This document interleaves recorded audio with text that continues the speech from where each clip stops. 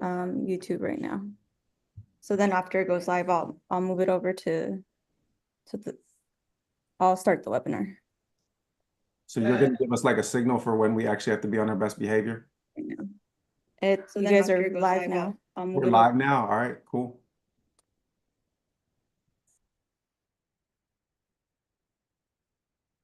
Do you think we should go, or are we letting people in the room yet? They're in the room. Okay.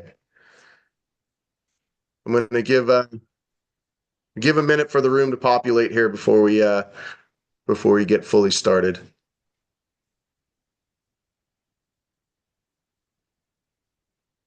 I just got to say, I saw a lot of you on TikTok and Instagram, so it's amazing to see y'all in person. Guy, Jen, Anthony, so really cool to see you guys and be on a panel with y'all. Nice to meet you. Likewise. Awesome. I don't know how many reposts I did of yours, so. Yeah, no, I've definitely appreciated you for a while, Jen. Yeah. I wish I could take all the credit for that, you guys. I mean, people know our show, but Peter Hager, my business partner, actually does run our social media. I got off of social media years ago because the people are too mean.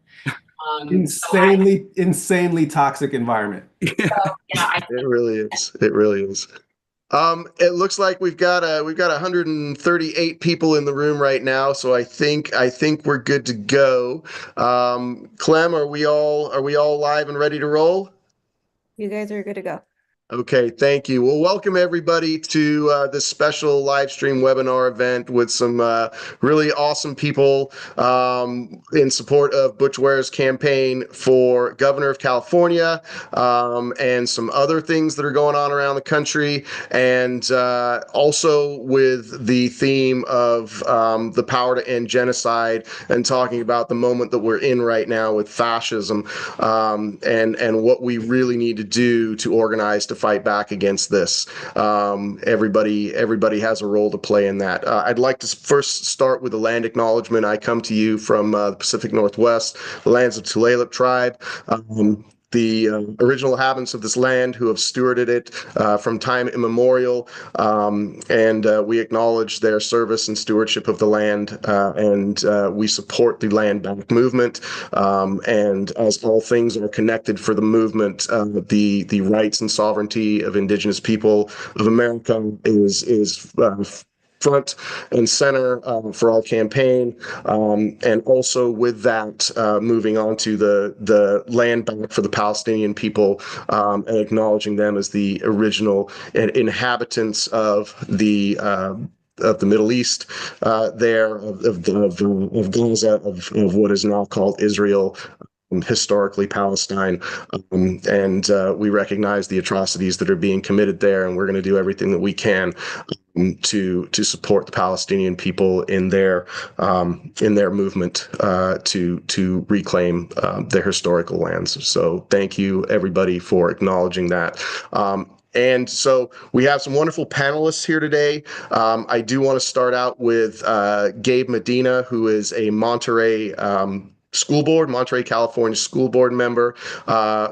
You may have seen a clip of Gabe has been making the rounds on the internet, where he basically holds a school board an administrator. Was that an administrator? The CBO, yeah. Yeah, to account in a really powerful way. At some point, I think we'll find that link and probably drop it in the chat so people will watch. But Gabe takes his job as a school board member for his community extremely seriously. But what is also going on right now in the Monterey area, and Moss Landing in particular, is we've got some fires, some industrial fires that are happening, and Gabe's going to talk a little bit about that. And just so people know that Butch is going to be in that area visiting with that community next Friday in Santa Cruz, and we can drop the info on that also. But Gabe, the floor is yours.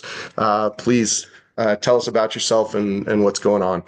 Yeah, gracias. And Omateo, everybody. My name is Gabe Medina Martin Ruiz, but you could call me Gabe. Shorten it down for y'all. And yes, I am a part of the Pajaro Valley Unified School District. I'm actually the first Green to be elected in the school district, which was amazing because my campaign was going up against a Trump Republican.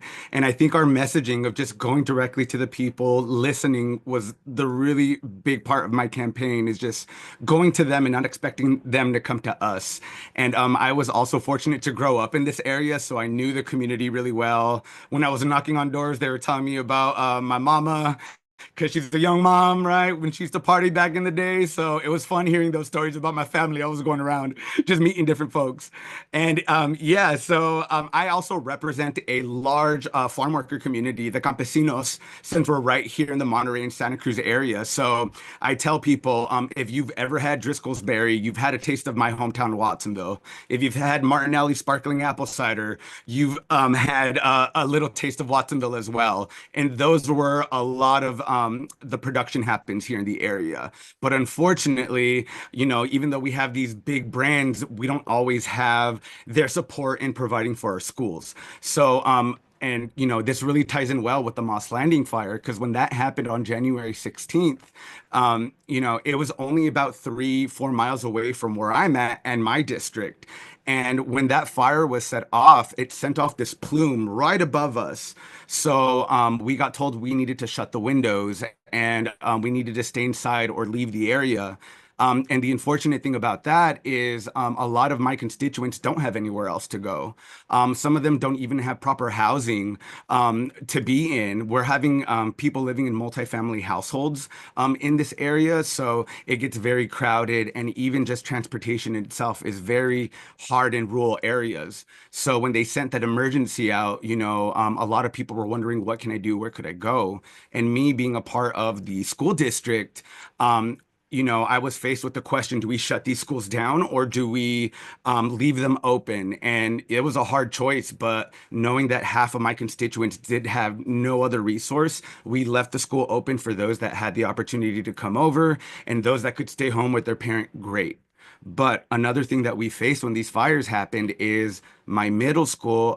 If everybody had heard of the Pajaro floods that happened in this area, so essentially we had a breach in the levee.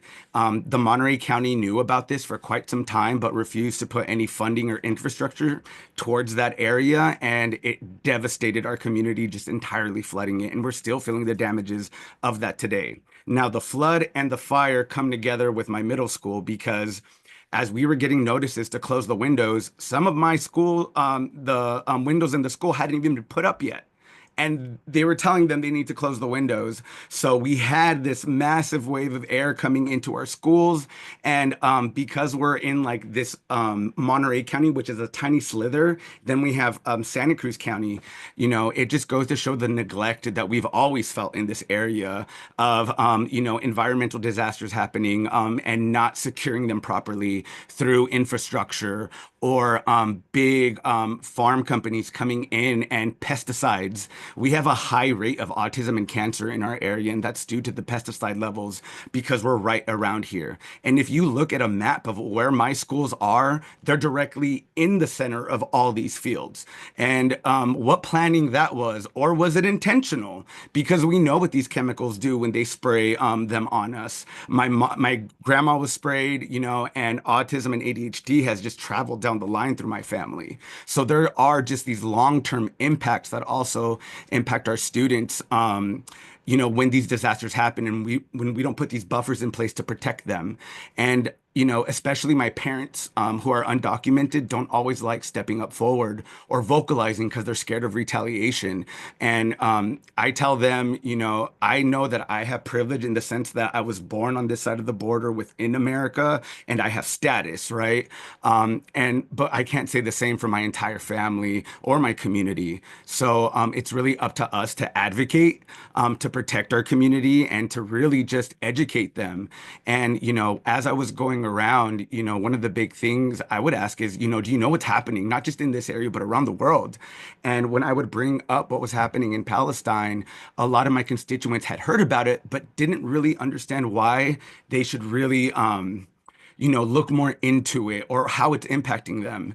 And I've told them, it has impacted us. It already has. Colonialism has demolished our society. When the Spaniards came in on these shores and eradicated our entire civilization from language to our philosophy, they burned our scripts, right? They took that sense of community from us.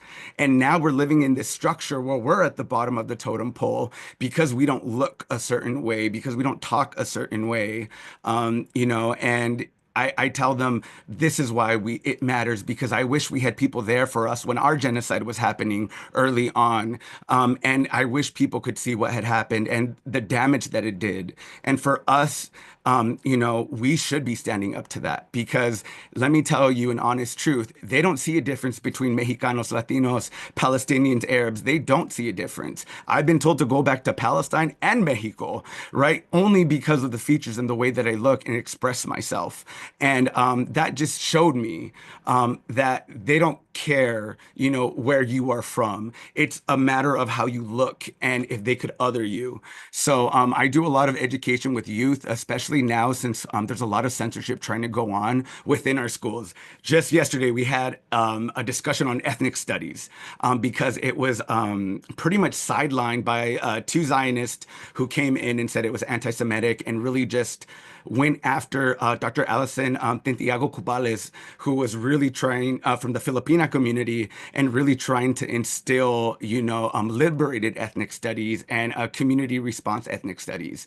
And she developed that with our students, but she didn't get to with our teachers. So yesterday we were just hearing, our community after 2 years, saying why they want to bring back ethnic studies. And I was actually elected in because the previous person that was in this seat refused to engage with the community, listen to the students, and it did a lot of damage. So I'm not only repairing, but I'm also just trying to tell people, like, look, these roles are important. I know you felt numb a lot because of the neglect that you've had from the Democrats, because they consistently come to our rural area, ask for our votes, but yet they don't protect us from ICE. They don't protect us from all these environmental issues that are going on. And I'm not even going to go to the Republicans because they don't care, but the same of care feels at the same level with the Democrats as well. So when I was telling them, because one of the gente that was there said, eres a Republicano Democrático. Are you Republican or a Democrat? I said,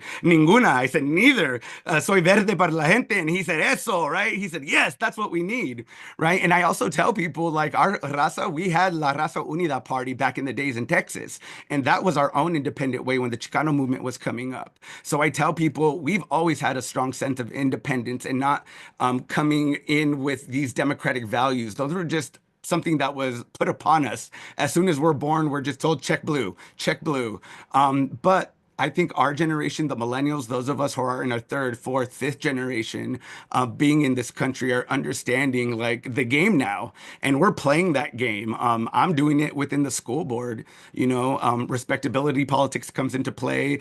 Tone policing comes into play. But I'm not going to be any less louder than the people that were trying to prevent us from getting educated or access to these resources that we needed. So that's what I do in a nutshell. I'm in the Santa Cruz Monterey area. And, I'm really trying to make an effort to get more Greens on board because I think I found my tribe, as we like to say, when all these different events were going on. And when you talk to certain people, you see their values, you see where they're coming from.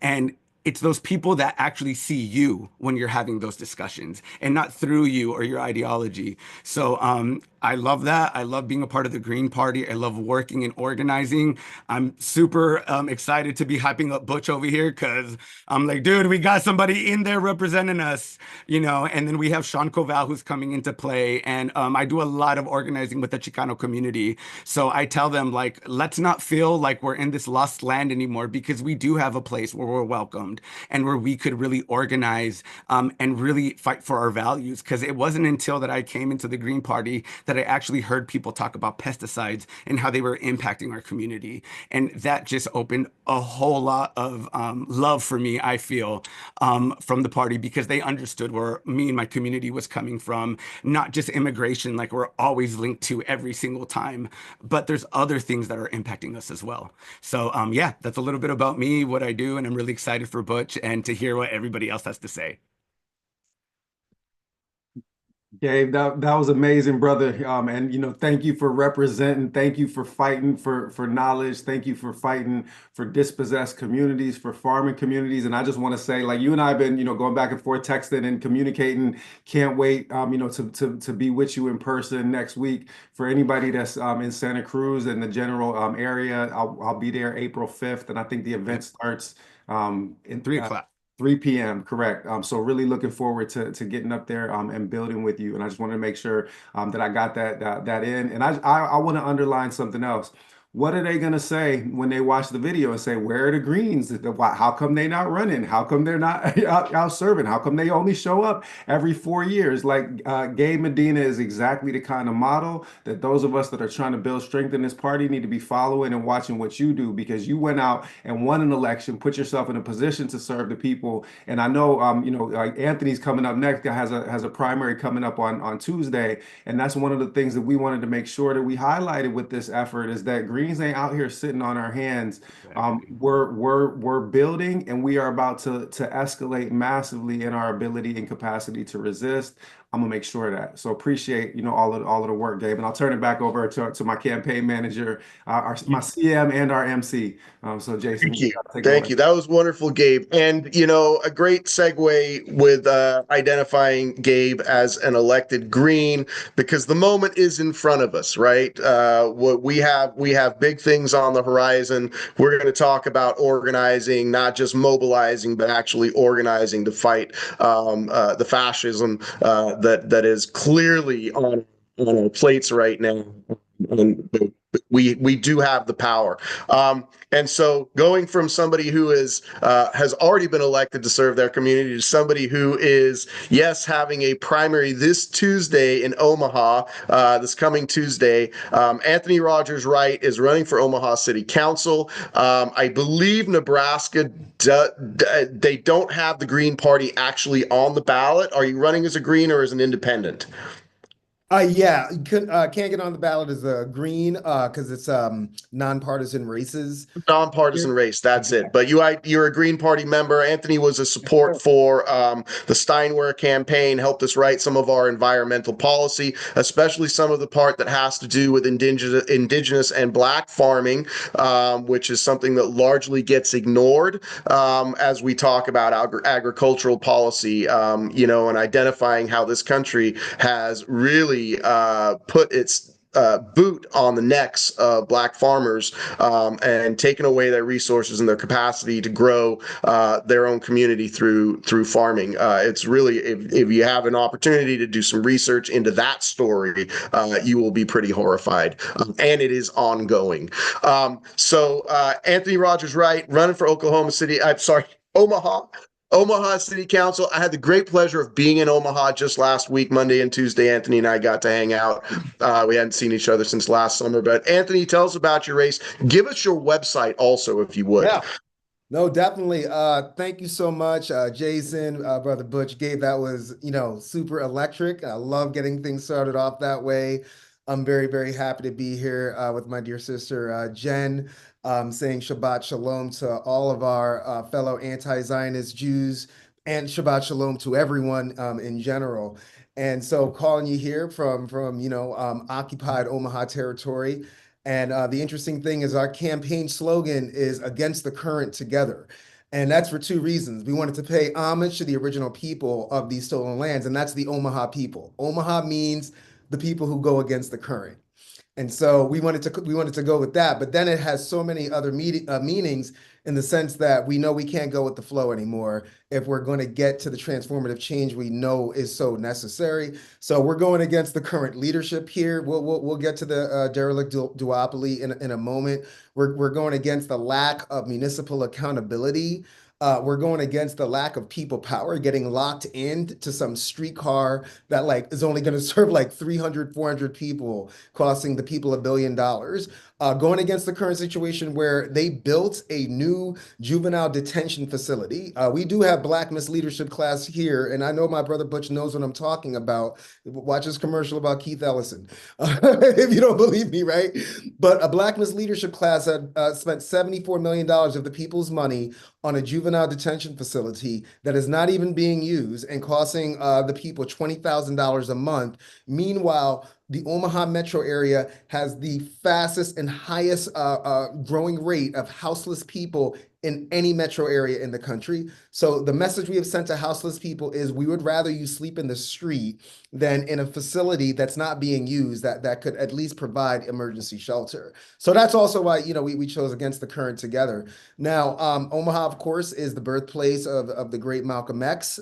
We also pay homage to Malcolm's mother, Louise Little, who started, not Malcolm's father, Louise Little started the UNIA chapter in Omaha. Universal Negro Improvement Association, Marcus Garvey's group. That was his mother. So, you know, a lot of history of Black radical organizing here. The great Senator Ernie Chambers, state senator extraordinaire, former Black Panther. We're trying to continue that legacy. Guess what, y'all? Not a Democrat. Ernie never, ever was a Democrat, and we'll get we'll get to that in a moment.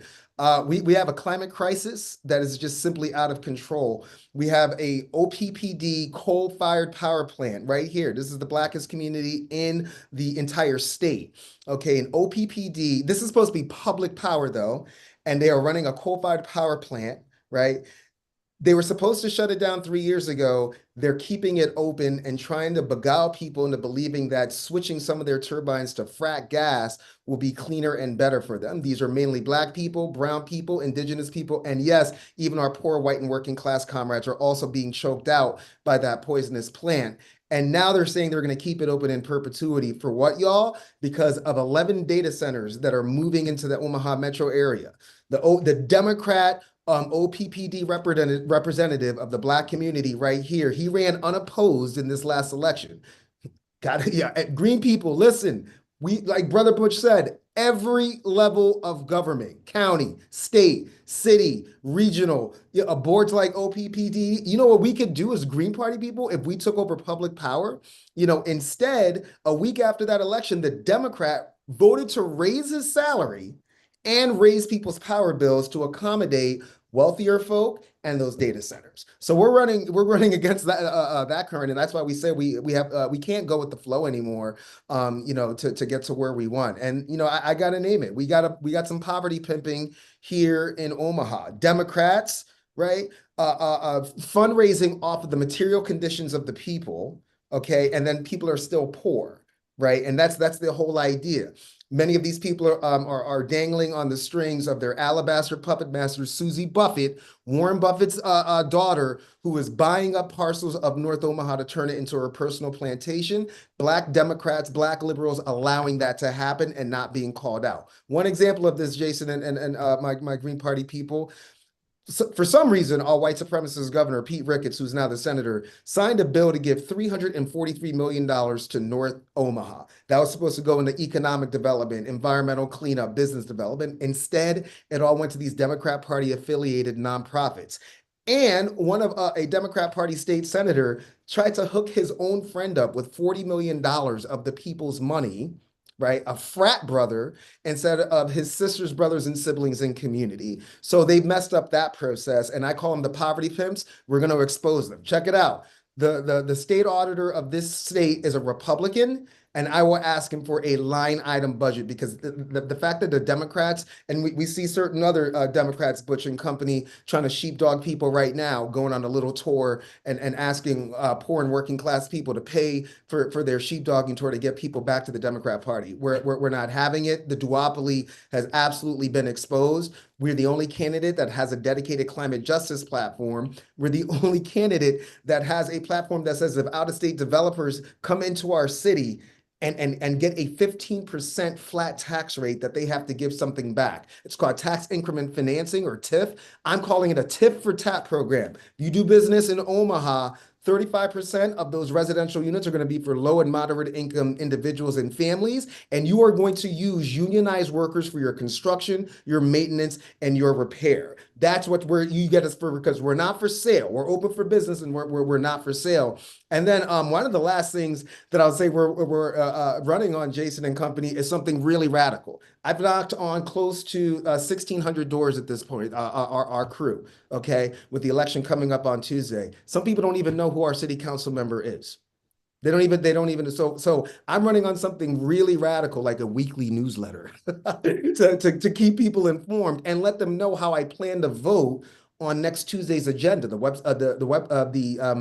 It'll come out on Friday, and people can get to me and say, hey, we don't want you to vote this way, or we want you to vote that way. We're also running on 20 hours a week of office hours for constituents. That's 4 hours a day, y'all, just so that people can be connected and feel like they have power and know that they have power again.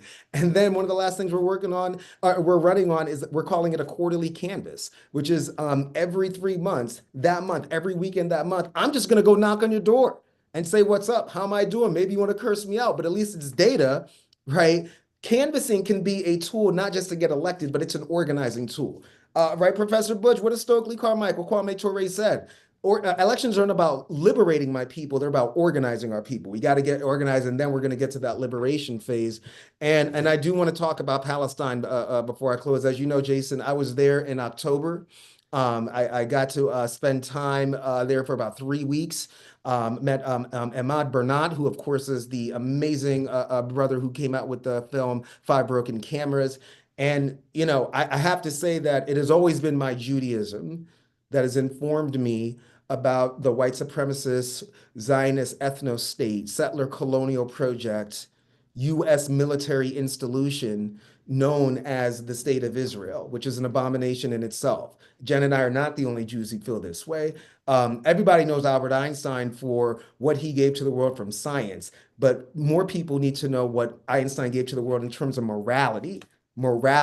Okay? He was against that state from the outset, worked with other anti-Zionist Jews to put an ad in the New York Times. And he literally said, this was after the desecration, the genocide of the Deir Yassin village near Jerusalem. I mean, literally Nazi tactics, right, used against our dear Palestinian siblings. So when it comes to Palestine, I want all my Arab, Muslim, Palestinian family to know, yo, there are so many more Jews than you realize who are embarrassed, who are ashamed and absolutely outraged. And that's why we say things like not in our name. You are not going to use the Shoah or the Holocaust to justify the genocide you're taking part in now.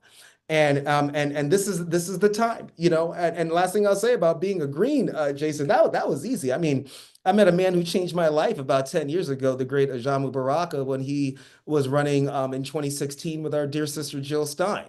And that was pretty much it. You know, I'd left the Bernie campaign and met Ajamu. I can't go back now. Right? I mean, Ajamu was basically like my Harriet Tubman. He got me off the DNC plantation, and I'm never going back. I cannot go back to a party that's complicit with genocide, put genocide over winning the presidency. Think about that for a second. We didn't even like acknowledge the humanity of Palestinian people. A Democrat sister was going to endorse her on the stage in Chicago, and that still was not good enough.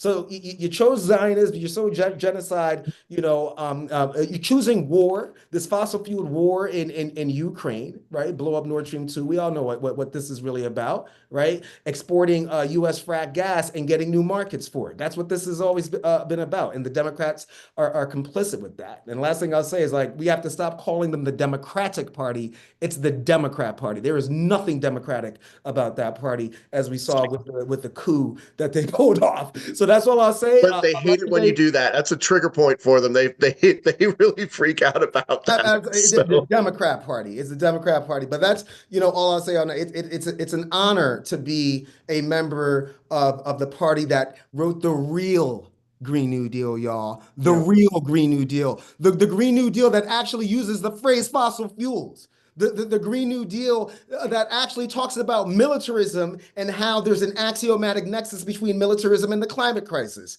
The Green New Deal that does talk about social housing. The Green New Deal that has the audacity and the temerity to use words like eco-socialism.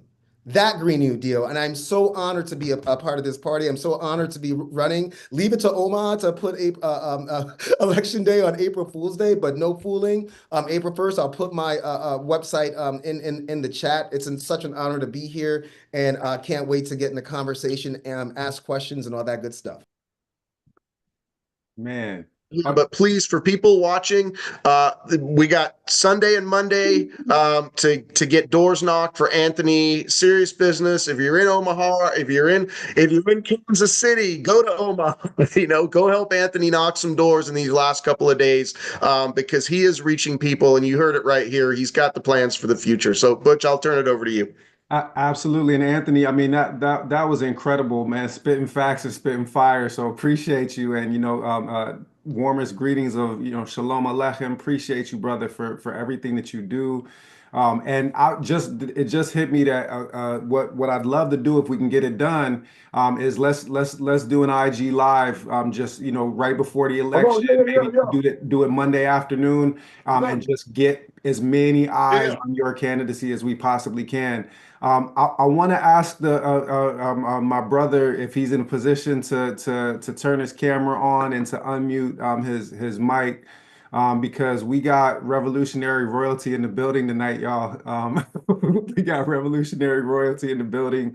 The chairman himself, Fred Hampton Jr., has joined us, and I just want to say, a couple words, to introduce our brother who needs no introduction.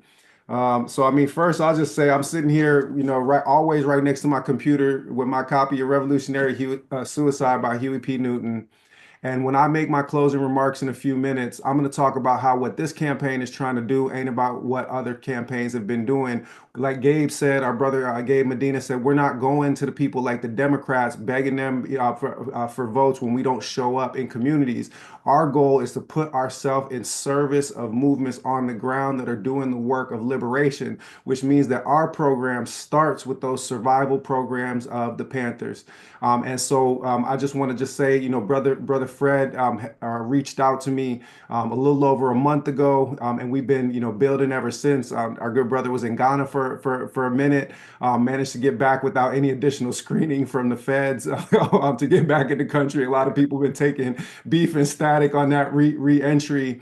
And we're working on an event out here in Cali where we'll do a screening of Judas and the Black Messiah. But I got to say, one of the most humbling, moments for me of this journey of getting pulled into electoral politics, brother, was, hearing your words, saying that you appreciated the way that I'm moving and the way that we're doing things. And I really appreciate you making time on short notice to come in and speak to the people about, where we are in this moment and the need to depend on one another, the need to fight back and to live out that Panther legacy.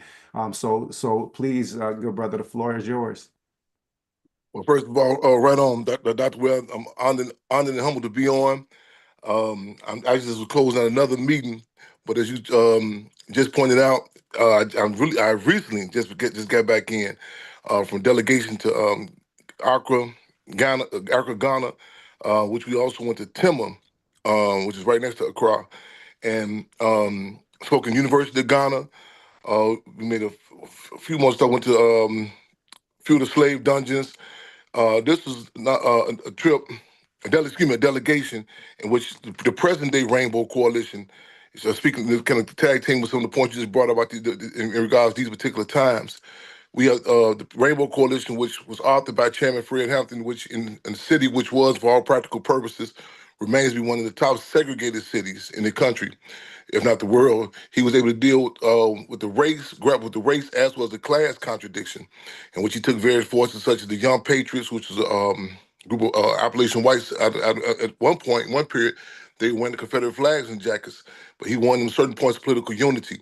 The Young Lords, a Puerto Rican organization which was founded in the leadership of Chairman Cha-Cha Jimenez, in which, ironically, we just had the funeral services for Chairman Cha-Cha Jimenez a few weeks ago. I'm honored to say that was, that Chairman Fred, that was one of his comrades, and also was one of my comrades. And also, many of what it's been referenced as the street gangs, but a lot of times we reference them as unpoliticized street tribes. Where you've seen a revolutionary period, a revolutionary climate, when the formerly known devil disciples that took the position, they have renowned themselves to be known as the black disciples, the Blackstone Range, the Black Peace Stone Nation. And he was able, Chairman Fred was even able to flip the script, if you will, on such tactics that was implemented under the infamous COINTELPRO, the counterintelligence program, in which the federal government had approached such organizations as the vice lords and told them that they would give them a certain portion of the West Side under the condition the Black Panther Party did not be able to open a free medical center. And Chairman Fred was able to win these brothers and sisters to certain points of political unity. And I'm going to point that out because a lot of times there's an incorrect narrative that there was an attempt to win all these forces to become revolutionaries. But in fact, Chairman Fred himself said that everyone should be able to commit a revolutionary act, some point of unity, and that it's taking account of dealing with the real world. And in that spirit, we have the present-day Rainbow Coalition on this the Black Panther Party Cubs, which I'm honored to be the international chairman of, and comrades from the indigenous and native community, Conlus Manuel in particular, and others. We had touched down. We have a history of grappling with different subject matters, such as that of political prisoners, in which we took the campaigns for long-held political prisoners, Mumia Abu Jamal, Imam Jimmy Amin, so many others, as well as we played a major role in regards to the campaign for recently released political prisoner Leonard Peltier from the indigenous community, the native community. We also challenged the contradiction in regards to the drilling on the pipelines, South Dakota, North Dakota. So that's just some of the resume with the President Rainbow Coalition. So this delegation, we touched down. We working on some issues regards to some of the water, water, the wells with the people again the timber. Touching on a number of different forces, but again, making that concrete correlation to what what I'm saying, because a lot of times we have to do damage control, what's happening, what I'm saying, because America, as Malcolm X, Elias Malik Shabazz has said, America's democracy is an hypocrisy. So a lot of times you go abroad, you got to help shape, you got to do damage control with that image. They put out everything is everything is okay here. In fact, a campaign we implemented around 2001. Which is still in play, is the AAT bill, the African Anti-Terrorism Bill.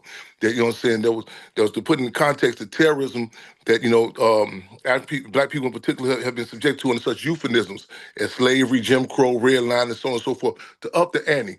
And just in closing, just want to say this time period. I'm told the type of discussions that's even happening right there. In Africa, about Burkina Faso, Mali, Niger, it's you can feel it. It's like the climate.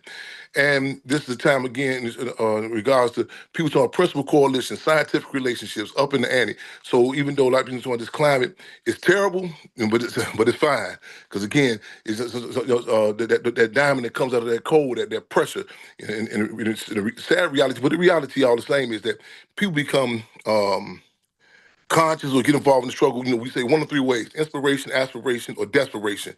And we can look back even during the Black Power movement of the '60s, when there was a revolutionary climate, when discussion from the Philippines to Vietnam to what's happening throughout Africa, through the states, the ante was being up. So again, this is it's a hell of a period of time, hell of a time. And just again, I'm honored to be able to struggle to have this world perspective, because we cannot afford the luxury to engage in subjectivity. Thank you, brother. And I know that you are first of all, just literally like fresh back off a plane. Like you called me from when you still in the airport, but like in between connecting Yes, flights. And then you yes. ran right into meetings, so I know you still grappling with with jet lag and everything else. So I won't ask you to stay on for the rest of the. Well, I'm gonna sit there. No, Okay. I'm gonna sit there for a minute. Yep. Excellent. Yeah. I just wanted to, just as a formal matter, Yes. you have more than fulfilled, our aspirations with your inspiration in our state of desperation tonight. So if you have to step out, we are much obliged for you coming through and blessing the mic for us, and looking forward, to building in person, whether it's in Chicago or in Cali. Yes, indeed. I look forward to it as well. Like I said, just to reiterate that we're looking forward to even that showing the Judas and Black Messiah. Just for the record, we had some phenomenal responses.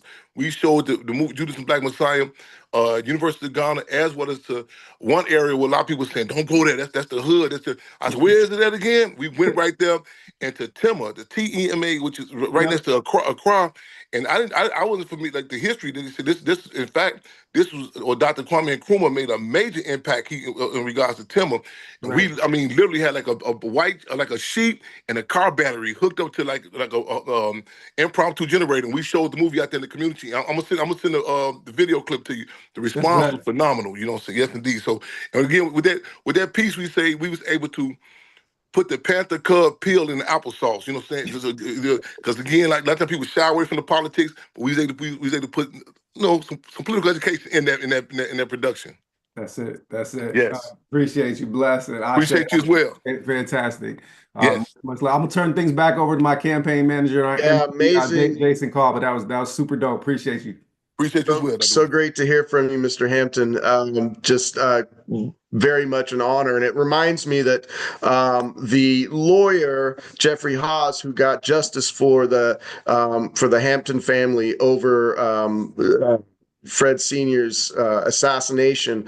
There's actually a connection going on here because Mr. Haas did some follow-up work with people on death row, and the work that he did actually led Illinois Governor George Ryan to completely commute all of the death sentences in Illinois in 2003. And where that actually comes together with what's going on in California right now is the state of California is now moving to reinstate the death penalty, and the death penalty is barbaric and is absolutely with the state of our judicial system targets poor communities, marginalized communities, Black communities who don't have the access to legal counsel and who we all know are targeted by the system itself. So there's a lot of things coming together on this.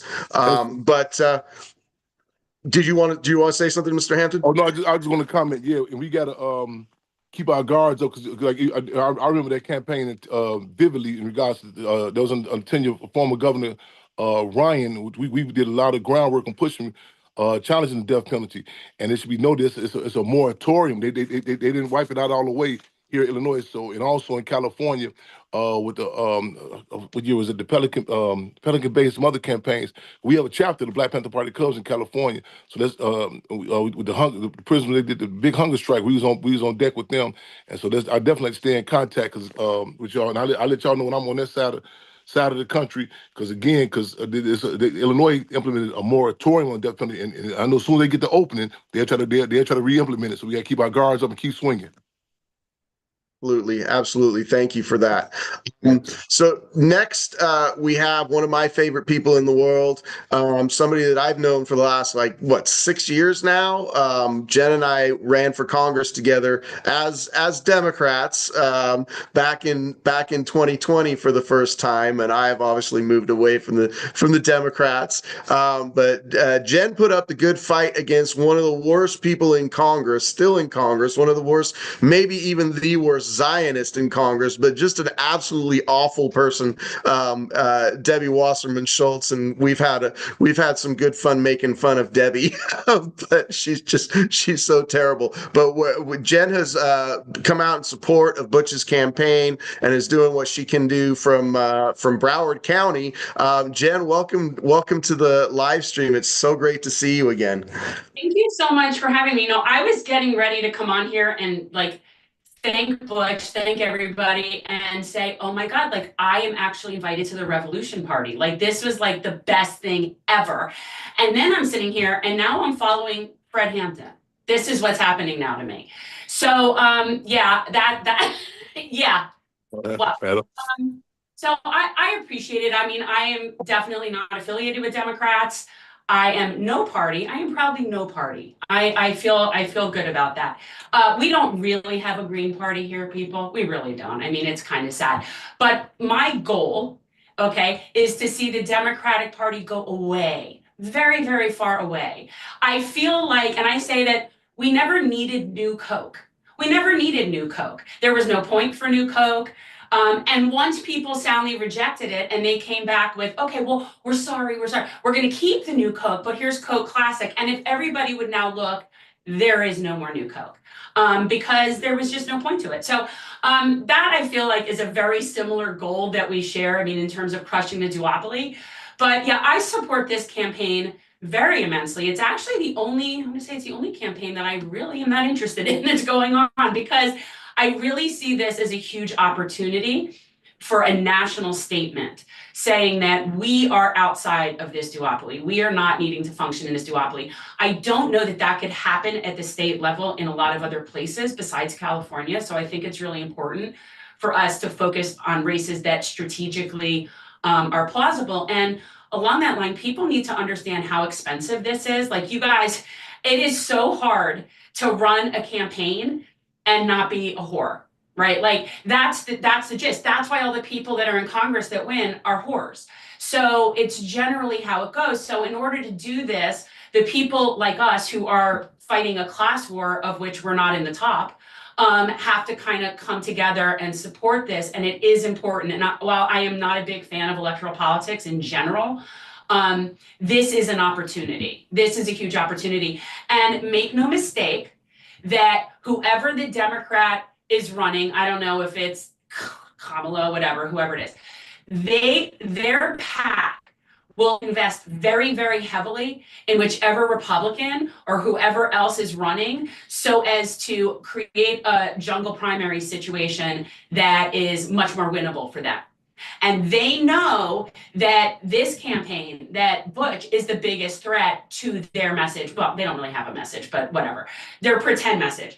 So they know that. So they are actually, I would not be surprised if they actually put more money in the person that they want to be the number 2 on the ticket to get to that level than they are in their own campaign, because they know that they can't win otherwise. So people need to know, I mean, as much as we're like the low class in the class war, we need to like send in money. We need to send in money. So I feel honored to even be invited to this as someone who's not running. And all I do is have a podcast. So, you know, I'm trying to fight the fight on my platform. And as an ex-Zionist, I mean, I'm loath to say anti-Zionist as much as I feel like saying ex-Zionist, because it's taken a long time to get to that point. At this point, I just want to land Israel like a boil off of humanity. But we are in a position right now where we're seeing what looks like to me the implosion of American empire, an implosion of capitalism, and we're seeing it globally. And it is extremely important to keep our eyes on that. The whole left, right, red, blue thing is a ridiculous theatrical distraction that is designed to keep us punching sideways. Well, actually, Republicans blame the immigrants and Democrats blame the Republicans. And so we just kind of keep going around to nothingness. And I am someone that my goal and what I do is to try to inspire not just people to be angry. I am so angry over the past, I'd say 17 months, that I think I've probably taken 3 years off my life. I've had moments where I'm shaking. I'm so fucking angry. Sorry. But anyway, so there I go. But, you know, I think that we need to keep people focused on where to apply that anger. That is the key thing. It isn't that people aren't angry. People are angry, but they don't know what to do with that. And if they look to the right, they're going to be told, oh, it's the immigrants, it's the Muslims, it's, you know, whoever it is. And if they look to the Democrats, then they're just punching sideways. So we need to keep everybody punching up. And the key to doing that is reminding everybody over and over and over again that the duopoly is what is suffocating us. These are corporate-owned tools. They serve at the pleasure of capital. They are never going to look out for us. And the only way to crush the duopoly is to stop supporting it. See, we have to get off the hamster wheel. So this campaign in particular is an opportunity to do that. And I don't see that many opportunities like that around. And I'm not talking about locally like you guys. First of all, thank you for telling me that Malcolm X was from Nebraska. I had no idea about that. Thank you. I'm getting like the best history. That was awesome. And so the local races are so important. And the fact that they're nonpartisan is the best opportunity for populist people and actual leftists and people that are, that's our best opportunity to actually even have a say in anything, is in nonpartisan races. So that's really, really important. And I so appreciate that you're doing that. And I don't know if you've noticed this, Anthony, but when I have before canvassed for somebody that was running for mayor, so I've canvassed for nonpartisan races, it's a whole different ballgame. People are so much more willing to discuss things and talk to you. It's like, as long as you're not representing Democrats, a lot of people will talk to you. So you can get much further when you take the partisan crap out of it. And so I'm just here for the revolution. I am very hopeful that this will be the first of many states to sort of take out the Democratic Party. Wherever it is left. We don't really have one in Florida. So yeah, that's basically it. And anybody, if you are interested in watching me rage against the empire, I do have a podcast called Generational Change. Peter told me to do a plug, so there it is. And yeah, I'm very thankful to be here. The fact that you would even think of me in this same context as this is really, really cool. So I appreciate that so much. You're welcome, Jen. And of course, we think of you in this context. Like I said, I've known you for 6 years, and I knew you were in this space. So that's fantastic. And feel free to drop the link for your YouTube in the chat. And also, I want to say a few things about Butch's race, because Jen raised the need to fundraise for this campaign. This is going to be a multi-million-dollar campaign when it comes down to it. And so we're only a month and a half, 2 months into this right now. It's sort of an official campaign, and so we're building and growing. And we're visiting places all over the state. Butch is doing a lot of road trips in California. But this campaign, it doesn't operate by good feelings. We got to have some cash. We gotta pay our staff. We gotta pay for materials. We're gonna eventually want to be paying for advertising. Jen mentioned that California is a top 2 primary, and what she brought up was really important, that the Democrats are highly likely to fund whoever the strongest Republican they feel is in the race, because a jungle primary essentially means that as many people want to can file for the seat. And I'll tell you right now, there's at least 37 people filed for this seat. Okay. Kamala Harris is one of them. And if she decides to activate her campaign, which she has not done yet, she hasn't done an announcement on it that she's going to be running for the seat. Katie Porter, however, has. But you've already seen that Katie Porter has said if Kamala announces, Katie Porter is highly likely to step back. So the Democrats will not only fund Kamala Harris, who will probably get the top spot, right? But they're also going to fund whoever they feel the strongest Republican challenger is, so they can get spot number 2, because they know Butch is a threat. There's no doubt that they know Butch is going to be a threat down the road. And that's how the jungle primary works against third parties, is that there's no, like in other states where the Green Party has a presence, or Greens are running as an independent, you can automatically get on a ballot. In California, you have to be one of the top 2 in the primary. So it's really a rigged system in that regard. So we do need funding. We want to reach as many people as we can. We've got an email program going on.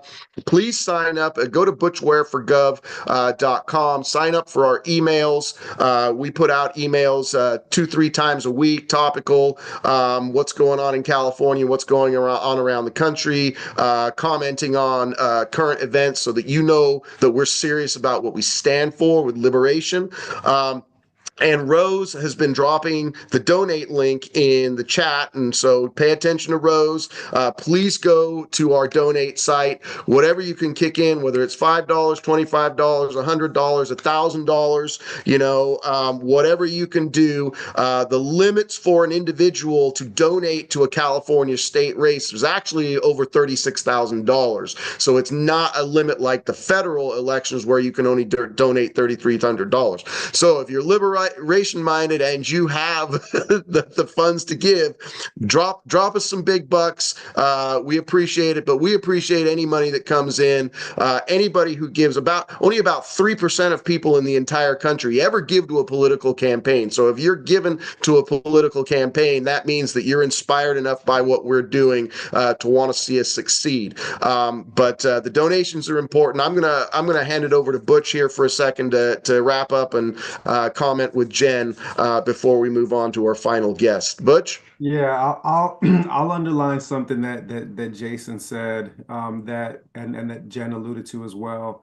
The format that they've set up has been designed to make sure that we do not get a voice in this process, because we have um, two flavors of militarized fascism, blue and red. Okay. And they never fight as hard against one another as they fight to keep us down. So they are in collusion to try to structure things so that this primary only to emerge. It's going to backfire if we fundraise and organize, because there are enough liberals and progressive leaning folks in the state of California that we have more registered independents than we have registered Republicans. So there is this opportunity to slide into that two slot, okay? It's gonna take literally the campaign max that you're allowed to spend going into the primary June 2nd, 2026 is $11 million. The whole election takes place on June 2nd, 2026. And the reason is that if we are able to finish even second in that race, then whoever the Democrats run are gonna have to deal with me on debate stages and on the air for 5 months. And that, ladies and gentlemen, is the end of the duopoly, because I will beat the brakes off of them in any kind of open debate. Our issues, the things that we are running on, are things that are 70-30, 80-20 issues with the American people writ large, and they're 80-20, 90-10 issues in the state of California. So as soon as we are able to pierce that mainstream media bubble, it's finished. And whatever happens in the state of California is going to shape and is going to shake the entire nation. And look at how dark it is getting right now.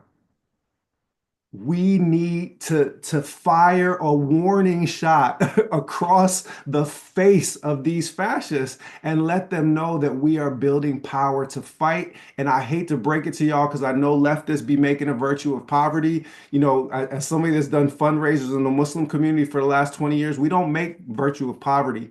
The Prophet's cousin, Ali, may Allah be well pleased with him, said, if poverty were a man, I would have slain him.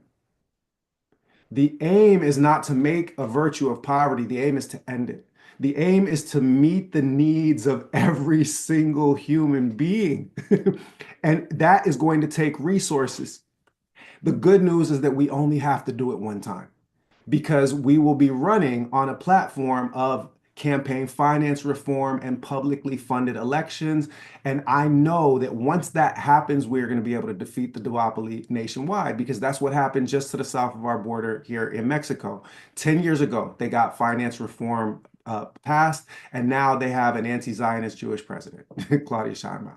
Right? So all we have to do is literally win this one election and the duopoly shatters. I'm going to get my chance to speak a little bit later on, but I just wanted to underline those points for folks right now, and pass the mic either back to Jason or Jen, if Jen wants to hop back in with a word as well. No, I'm good. I'm just like, I'm appreciative to just be included in the party, really. Everybody likes it when they get invited to a revolutionary rent party. I do. Because that's basically what it is. It's a revolutionary rent party. I like it. Fantastic.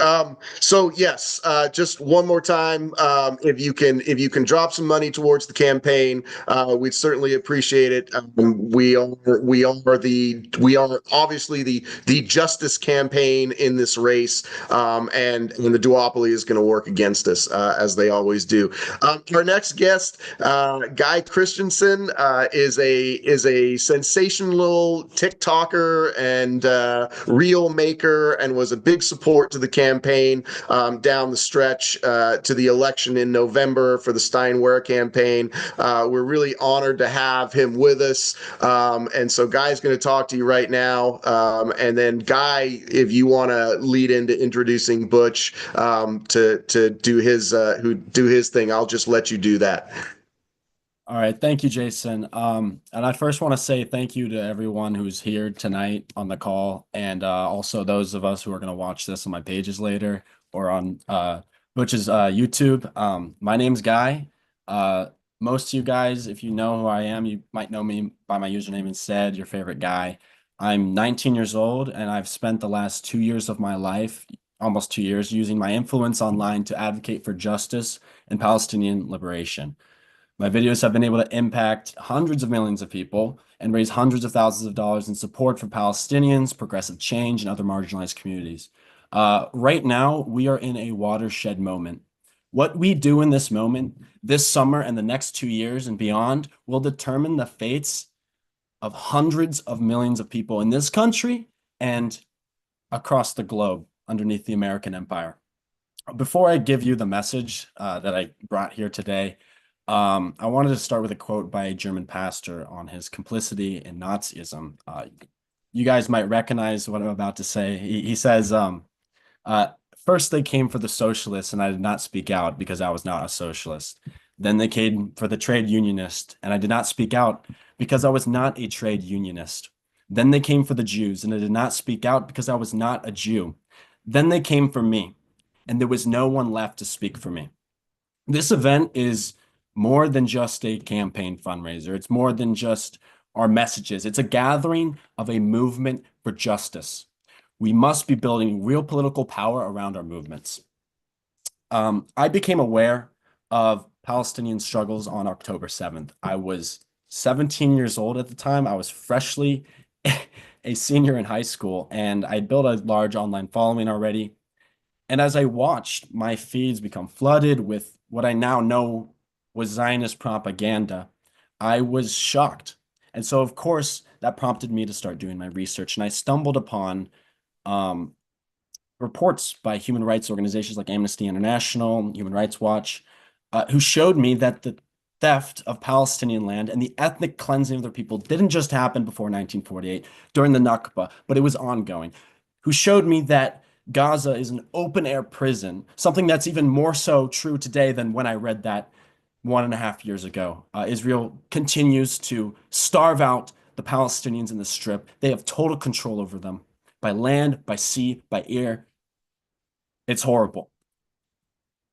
And after I was learning these things, I looked at the mainstream, and their narrative, their Zionist narrative, made me feel gaslighted in a way. And but that was the point, to make you feel gaslighted. And I decided I had to speak up. I had to say something at least. And so I started making some videos. And I guess I was scared to at first. But what I told myself, and I repeat this often, is that I had a platform, I had power, I had influence. And if I didn't use it for good, when it was hard, when I was seeing the brave few at that point in October 2023 who spoke out, having their careers ruined, having their lives doxxed and attacked, what was that influence good for? And ever since that day, I've spent my life advocating for Palestinian liberation, for their rights. And I've gone from somebody who knew nothing about Israel or Palestine to becoming highly educated on their struggle. I care deeply for the Palestinian people suffering in this country and across the globe. I'm not alone here when I say that my heart aches. If you heard my videos, I often come off as like passionate, angry, frustrated even. These are secondary emotions to this climate of fear, and secondary to the empathy I try to carry within myself. We must all utilize these feelings within ourselves to build power for lasting change. In 2024, I used my voice to support U.S. politicians who align with Palestinian rights. Jen was one of these people. I also supported members of the squad who came under attack by Zionist interests in the United States who were moving to oust them from power. Cori Bush, we know, was ousted. Jamal Bowman was ousted. And these were retaliations against their stance of being the last remaining Congress members who were willing to criticize Israel. And I watched as one by one critics of Israel were ousted from power by Zionist interests. Everyone came under fire, and unfortunately, their campaign was largely successful. This taught me the importance of defending principled leaders and building independent political power outside the establishment. Throughout my journey of activism and teaching, I've gained knowledge and I've learned critical lessons. There's still, of course, a lot of learning. I would not call myself an expert by any means, but I saw how these systems of oppression are all interlinked, and therefore so are our struggles. The issue of big money politics, which has completely disenfranchised the American people from being represented by our elected officials, is linked to how Elon Musk was able to buy the election and install himself as an unelected oligarch. It's how AIPAC and the pro-Israel lobby bought most of Congress and why they dictate our government's policy. It's how Musk is trying to flip Wisconsin Supreme Court right now. The deportation machinery that's being trained and tested and attacking the immigrants of this country is also being weaponized against pro-Palestinian activists and dissidents. Trump is floating the idea of sending Tesla protesters to CCOT and El Salvador, which we know is infamous for its torturous and abusive conditions. To tackle one of these systems is to tackle all of them. Just as they interlinked, so are we. Collective liberation is a core focus of my work, Butch's work, and hopefully will be part of all of our work. I've always stressed the importance of one's voices, and I still do, because our voices are a well of power from which we can always draw from. It can never be taken away from us. I advocate for action, protesting, boycotting, fundraising, but I understand that this needs to be augmented by building real political power around our movements. I crossed paths first with Dr. Butch during the 2024 election cycle. I was drawn to the Green Party's unapologetically progressive campaign, which didn't compromise people on the basis of corrupt interests, and Jill Stein's presidential campaign, which placed Butch on the ticket as vice president. Their campaign centered on ending the genocide in Palestine, so I became an active supporter, and I used my social media to amplify their message and help organize the movement around the campaign. It was Butch who invited me out to UCSB to speak at a panel last November, where I was stopped by the FBI at the airport who tried to prevent me from flying out and organizing.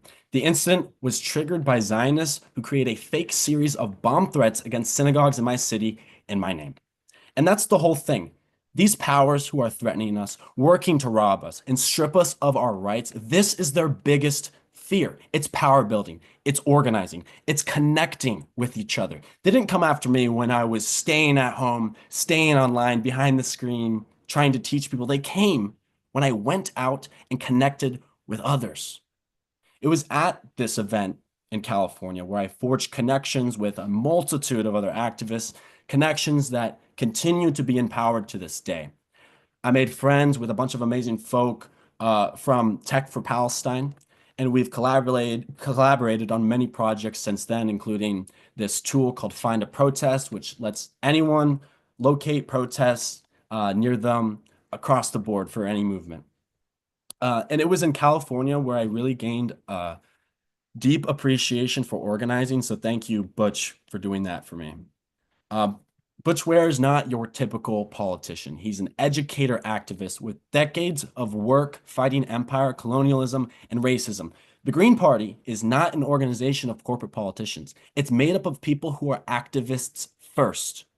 And that's something I really appreciate about it. We know that what Stein and Ware were preaching about genocide last year was exactly right. Harris lost the election because of the genocide. She chose to lose the election because of the genocide. Polling showed this before the election, and afterwards, we learned that for 19 million blue voters, their biggest reason for not voting blue in 2024 was the genocide over every other issue. This second Trump term is unleashing escalating attacks on immigrant communities. The message under Trump 2.0 is that all of us will be facing constantly increasing persecution and suppression. The Trump administration has specifically targeted pro-Palestine activists and Muslim immigrants under the guise of fighting anti-Semitism, of combating terrorism. The case of Mahmoud Khalil illustrates this repression vividly. I'm sure most of us know his story already, but I'll just quickly reiterate.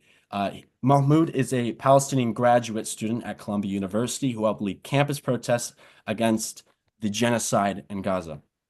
In March, federal agents stormed his apartment and arrested him despite him being a legal permanent resident and having no criminal charges against him. This is a chilling example that shows how the administration is wielding immigration law, this immigration machinery, as a weapon to silence dissent. And they're testing the boundaries. They're setting up what is coming next. The invocation of the Insurrection Act will throw this machinery into high gear. This machine is well-oiled, and it's being proven to do the job it needs to do. All it needs is the resources to do so, and the Insurrection Act will provide these things. Trump is set to receive recommendations from the Department of Homeland Security and the Department of Defense to invoke the act on April 20th. He's building legal basis against the courts to do so. It's already within his power. Mahmoud is not an isolated case. It's the first of many, which we are beginning to see. As Trump himself announced, the arrest was first of many to come. Beyond immigration, Trump's regime has been crushing protest rights nationwide. Within the FBI, their efforts for counterterrorism are being redirected against anti-fascists and activists. This effect has been that a climate of fear has been in place for activists. Students fear expulsion, students like me, or worse. Community organizers expect surveillance, but despite this, the people continue to resist. There are demonstrations happening all over the country for the past few months, ever since Trump took office, despite all these crackdowns. And these crackdowns are happening right now. And the only thing that can protect our rights and people is a powerful, organized movement. This is what we're up against. It's a dark time, and it's not just Trump we have to hold accountable. It's also those who should be opposing him. Despite Trump's authoritarian behavior, Democratic politicians offer only symbolic outrage, or worse, support. Their failure and their internal divisions have left vulnerable communities without any defenders in power. Chuck Schumer is a great example of this as the top Democrat in the Senate. He harshly condemned the pro-Palestinian protesters in 2024 rather than supporting them. He labeled the occupation of a Columbia campus building as lawlessness and insisted protesters face consequences that are not merely a slap on the wrist. He was in the majority of Democrats when he said this. On the Senate floor, Schumer said that campus protests that veer into what he deems criminality should be punished. And instead of decrying the massacre of civilians in Gaza or Trump's threat to students, the top Democrat was focused on scolding young activists. This rebuke from a prominent Democrat gave political cover to the crackdown on those protesters. They set the stage for Trump 2.0. Their abandonment of human rights gave consent for MAGA to go even further. At every step in the way, they kneecapped the more progressive Democrats, which people view as like Bernie Sanders or AOC. In 2016 and in 2020, it appears more and more like they have been trying to lose at every single step. When Republicans pushed a stopgap funding bill aligned with Trump's agenda that cut almost $1 trillion from Medicaid, Schumer went along with it. He rallied the votes to get this continuing resolution passed in the Senate. He argued that he had to keep the government open because allowing Trump to pass his agenda and ruin the country would force us to re-elect Democrats. How disgusting is that? He told the New York Times recently that his job was to keep Democrats pro-Israel. His focus is controlled opposition, power, and supporting Israel. We have a fear caucus in Democratic leadership versus a fearless caucus amongst the young and progressive. When figures like Mahmoud were detained, there was no loud outcry from leaders like Schumer. In fact, Democrats rallied to cheer on their arrest and crackdown. The Democratic mindset is stuck in complacency. While neoliberals are still struggling to come to terms with the failure of their burning party, progressives have noticed this, and many of us have noticed it a long time ago. Trump's flurry of extreme executive orders put the onus on the courts to intervene. While some judges have issued injunctions against his policies, the judiciary is under strain and is about to fall. Trump deliberately shops for legal fights in conservative jurisdictions. His Supreme Court appointees solidify a majority that rubber stamp executive power and right-wing policies without bold opposition. Constitutional norms like birthright citizenship or protest rights will be permanently weakened or eliminated. It's not enough to hope the courts save us, especially when Trump's defying court orders and finding loopholes out of them. The time when we could rely on proceduralism and the guardrails of democracy is over. Those guardrails have been smashed. It's precisely the failure of mainstream politicians to mount a meaningful resistance that forces us, the people, to build our own power.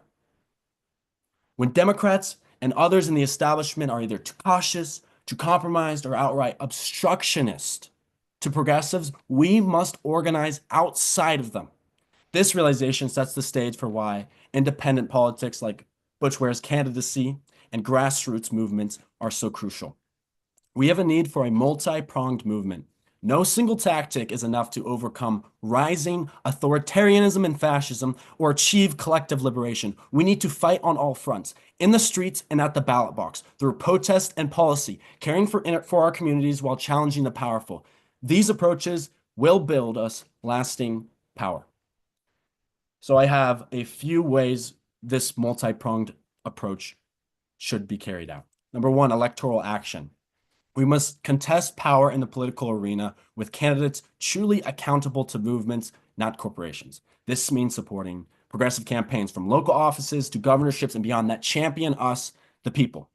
Butch Ware's run for governor embodies this principle rather than relying on Democrats who have let us down, who have sold us out. We are putting forward our own visionary candidate. He refuses corporate PAC money and stands on a platform crafted with grassroots input. Electoral action gives the movement a voice in government and will yield the concrete changes we so desperately need. Imagine having a governor who will use their office to protect activists, for instance, by refusing state cooperation with federal persecutions or divesting state funds from companies profiting off of apartheid. That's why winning elections with movement candidates matter. Number two, direct action. At the same time, change doesn't come only from elections. It comes from people organizing and protesting directly to demand justice.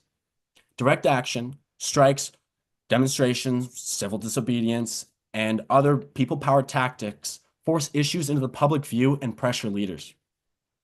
The campus sit-ins and building takeovers like the one at Columbia made the Palestinian issue front-page news and shifted public opinion. Even when met with arrests, these actions galvanized support. Think about how Khalil's arrest galvanized action. For example, Jewish Voice for Peace occupied Trump Tower that week. Direct action works. Historically, every major gain from civil rights to labor rights involved mass protest. We must continue organizing marches, sit-ins, boycotts, and creative disruptions. Direct action keeps the moral urgency alive and can yield immediate relief. Number three, mutual aid and community support. Movements must also care for people here and now. Mutual aid, where communities directly support one another, builds resilience and undermines these systems of oppression. Mutual aid is political. It's we take care of us, filling in where the government has abandoned the people. For instance, when the United States froze UNRWA funds in 2024, grassroots donors stepped up massively, raising tens of millions for Palestinian refugees, breaking records. During these crackdowns, activists formed bail funds, legal defense funds to free jailed protesters. Volunteer groups are providing food and legal aid to immigrant families targeted by ICE raids, or Americans are sponsoring Palestinian families displaced by bombings. Even things like community fridges or disaster relief efforts and strike funds are mutual aid that strengthen the fabric of resistance. By participating in these, ordinary people directly live the values of solidarity and show that collective care is part of collective liberation. This connects to Butch's emphasis on people power, a key element of his campaign that encourages supporters to engage in community initiatives, a vision aligned with mutual aid. Number four, long-term organizing and coalition building. Even in this movement, we should be finding time to think long-term. It's not enough to win one protest. It's not enough to win one election. We need to build lasting organizations and coalitions that keep pushing for change year after year. Long-term organizing also means political education and leadership development, training the next generation of activists. It means planting roots in our communities, from campus clubs to neighborhood councils that can mobilize when needed. The civil rights movement didn't just rally in 1963, it built churches, student groups, legal networks over decades, and we must do the same. Invest in an infrastructure of dissent. When we bring all of these elements together, we create a powerful cycle. Protests can inspire electoral campaigns. Campaigns can enact policies that protect activists and fund community needs. Mutual aid keeps the base strong throughout repression. Long-term organizations preserve knowledge and capacity between waves of struggle. This holistic approach is how we win enduring change. Like I've said, Butch isn't a career politician. He's a movement person. His platform was forged by listening to activists. As governor candidate, he's centering those same movement demands. He has one foot in the streets and one electoral politics. He has literally organized protests and then taken those demands into electoral forms. The WEAR campaign is not just asking for votes. It's encouraging supporters to help each other.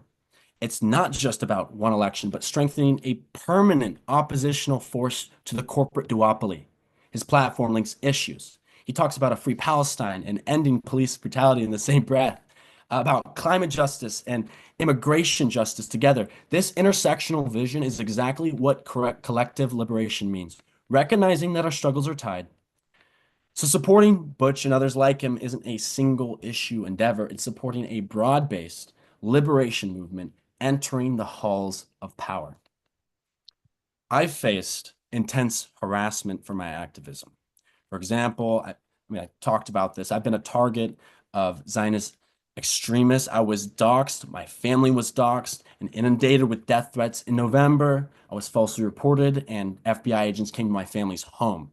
The FBI investigated me at 18 years old due to efforts by Zionists to stop me.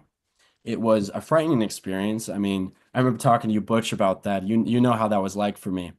And I realized that my own government saw me as an enemy simply for advocating for peace and human rights. It always feels like an uphill battle against the algorithm and censorship online, and the emotional burden is real. Witnessing and talking about atrocities for upwards of a year and a half now has taken a toll on my mental. There are nights where I cry out in despair, nights I can't sleep. These past few weeks have been especially difficult for a multitude of reasons. The intensity of the genocide in Gaza being blasted to a level we have never seen before. The families being ripped apart by ICE, the stripping of rights of every group of people, it seems, in this country. I've made personal sacrifices, time that I could have spent on typical teenage things, in high school, instead went to my activism, to trying to teach people. I've gotten backlash from some old friends or family who don't understand why I'm so obsessed with this cause. All activists in this struggle face similar things: fear state violence, burnout, and isolation at times. But every challenge has only reinforced my resolve. Community support has shown that I'm not alone. When I was harassed, countless allies, many strangers online, rallied to my defense, including all of the people in this call. This is the power of solidarity. They cannot silence me because I am not just a me, I'm part of a we. When the FBI stuff happened, I told the story publicly, and I actually felt safer because I was flipping the script on fear. I've drawn inspiration from others. Again, people in this call, activists on the ground in Palestine, journalists putting their lives on the line. If they can persist, how could I ever consider giving up? The sacrifices of others put my own in perspective and give me strength. And mentors like Butch Ware, who's been in this fight longer, showed that it's possible to endure and keep one's principles intact. Young people are leading right now. There's a newfound energy in Gen Z and millennials in activism. Despite repression, this generation is the most pro-Palestinian and anti-war in memory. I went from a high schooler with a phone to a recognized activist, and there are many, many others with the same exact story. Empowered youth can upend these narratives, and I want everyone to feel that power in themselves. There's a saying we love to repeat: the people united will never be defeated. We can't wait for saviors from above. The cost of activism is high, yes, but the cost of doing nothing is far higher. We are at a crossroads in history. What we do in the coming months will echo for generations. The threats have been laid out: fascism, apartheid, repression, but we also have an unprecedented opportunity, a growing movement of people who have awakened and are ready to act. The 2026 California governor race is one such opportunity to strike a blow for justice, and the time to step up is now. Contribute whatever you can. In grassroots politics, money is the people's blood supply. It keeps the heart beating. This is a fundraising event. After all, every $5, $20, $100 or more from individuals truly matters, more than you could ever think. Grassroots donors shattered records, like I said, supporting all types of organizations over the past few years, UNRWA being one of the main ones. But money isn't everything, obviously. Give your time and solidarity on the ground. Join mutual aid efforts. We need to have each other's backs. Plug yourself into community initiatives. This could mean volunteering with an immigrant rights group that accompanies people to ICE check-ins. It could mean starting a food drive for families affected by the economic downturn or police violence.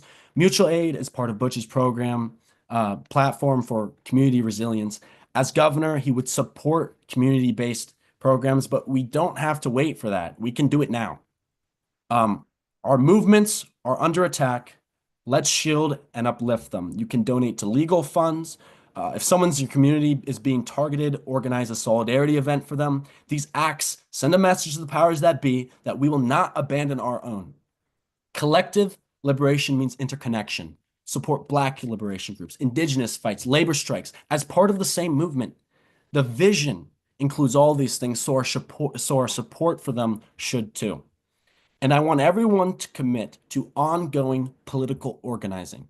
Volunteer with Butch's campaign if you're in California, or if not, for similar candidates elsewhere. Any local win, even the city council, builds momentum. It's critical. If you're not organized, get organized.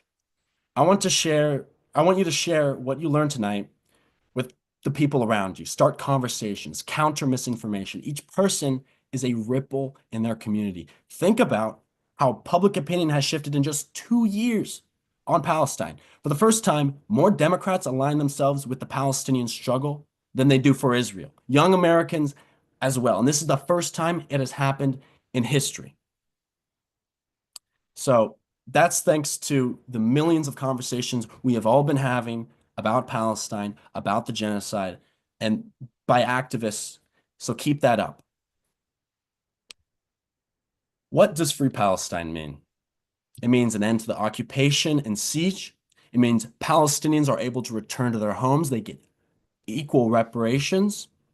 And there are equal rights for Jews and Arabs between the river and the sea. Free Palestine is not just a slogan. It's a commitment to collective liberation for all, because if one of us isn't free, then none of us aren't free. So I ask you tonight, donate, organize, stand up. Do it for the kids in Gaza who deserve to grow up. Do it for your neighbors living in fear. Do it for Mahmoud in that jail cell. And for every one of you who's faced suppression and attacks in your own life, do it for yourself, to live with dignity and courage. Thank you once again, everyone, for being part of this movement. History is watching. Years from now, when our children ask what we did when freedom was on the line, we'll be proud to say, I stood up, I fought, I gave it my all, and we won. And with that, I want to hand it off to Butch Ware. Actually, I'm gonna go ahead and take it over. Guy, thank you so much. Stay with us. Please stay with us. Don't go away. And I'm just, I got my start in activism when I was 19 years old too. I was protesting the very first Desert Storm War in 1990 when I knew we were dropping illegal bombs on Baghdad, and I watched that live stream to our limit. This was when CNN was really starting to take off in the 24-hour news cycle. It was all based on, this jingoistic patriotism and President Bush at the time wanting to be, basically the bully of the world. And your trajectory is so far ahead of mine right now. So, 35 years later, I'm here, but you are going places, and you are a leader in this movement, Guy, and we are all really honored to be with you today and to have you with us. So thank you so much. And so I do want to, before Butch steps in, I do want to reiterate our volunteer coordinator Wendy keeps dropping the link in the chat. Please sign up to volunteer. You do not have to be in California. We want volunteer teams all over the country. Wendy and Stephanie and some others are doing a fantastic job of organizing our volunteer corps across the country, but especially in California, because we do want people out there organizing in their local communities so that people know that Butch is running. This is the hardest thing for a campaign that is outside the duopoly, is for people to know that we are here, because they do media blackout on us. One of the things that I wanted to say this the last time I spoke, but we were talking about polling, about getting Butch on that debate stage. So certainly Butch will be on the debate stage if we make it past the primary. There's no doubt there. But we want to get, as soon as they start having debates, we want to be in a position to start taking control of those debates right away. And the only way that happens is fundraising so that we can get local recognition, so that when those pollsters call, who are you voting for? Who are you supporting in this race? That people already know this campaign is there, that we're active, we're mobilized in our communities, and people are going to tell those pollsters, I'm in support of Butch Ware for governor. And that polling is what gets us onto debates on local TV, on national TV, because there will be debates happening before the primary. So we got to make sure that we have as much presence in our community as we possibly can, because as Butch says, is one and done if he gets on the debate stage with anybody. They're probably going to look at the top 5 or 6 candidates in terms of polling and have that be the criteria. They're going to have a certain percentage. If you hit 15% polling, they'll invite you into the debates. We want to make sure that we're hitting that 15% or above, so that we are guaranteed a spot in the debates right from the start. And that's going to happen with funding, and that's going to happen with volunteers. So please, Rose is dropping the link in the chat. Do what you can to donate to this campaign. If you know politics, there's a phrase called Emily. Early money is like yeast, right? So the more you give early, the more we can put that money to good use to grow this campaign to be where we need to be when those polls start happening and those debates start happening. So on that, what a fantastic panel. Butch is going to talk, and then hopefully everybody can hang out for a little bit. We'll have some cross-panel discussion and in the last 10 or 15 minutes. Butch, take it away. Bismillah. Yeah, either the last day or the second to last day of the month of Ramadan. So greetings, salamu alaikum, peace and power to everybody that is in the gathering. Everybody that will watch it later on Guy's feed or my feed or YouTube or wherever you might find it. Peace and power to you all. I want to just say one word first to my young brother, Guy. I started a Pan-Africanist revolutionary reading group when I was 18. And you remind me of me, you know, but like Jason said, you know, you're way ahead, you know, of the trajectory. So the future looks bright. And all I'll say is, man, we got to get you taking somebody's congressional seat. You know, we need a green, you know, guy in Congress yesterday. So couldn't be, you know, more adamant in my pledge to support you in everything that you're doing, and to play any role I can in aiding you to fulfill your part of this liberation mission. That's my pledge to you as a brother. Um, I want to focus on three words that have come up in this gathering, and I've been taking notes as we've gone through. The first one is fear. All right. Fear has been cited a number of times. It has been named, as has despair. Despair and sadness, grief has been named. So too has rage or outrage or anger, fury been named in this gathering. And I want to start first with fear.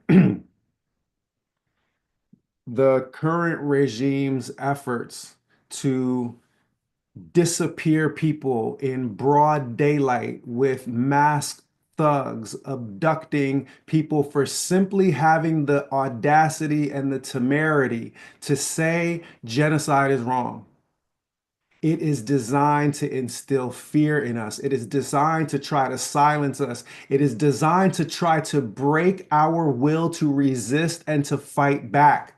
They want us scared. They want us sniveling. They want us broken down. Guy, they thought that they could chump you. They thought that they could punk you by sending the FBI and calling in fake bomb threats. They thought that they could do the same to me in October 2023 when I organized a Black and Palestinian solidarity event and then a march across campus on October 21st when people were afraid to say the words Free Palestine. They tried to get me fired and they want to silence us because they want us operating in a space of fear, because fear is where people are most easily controlled.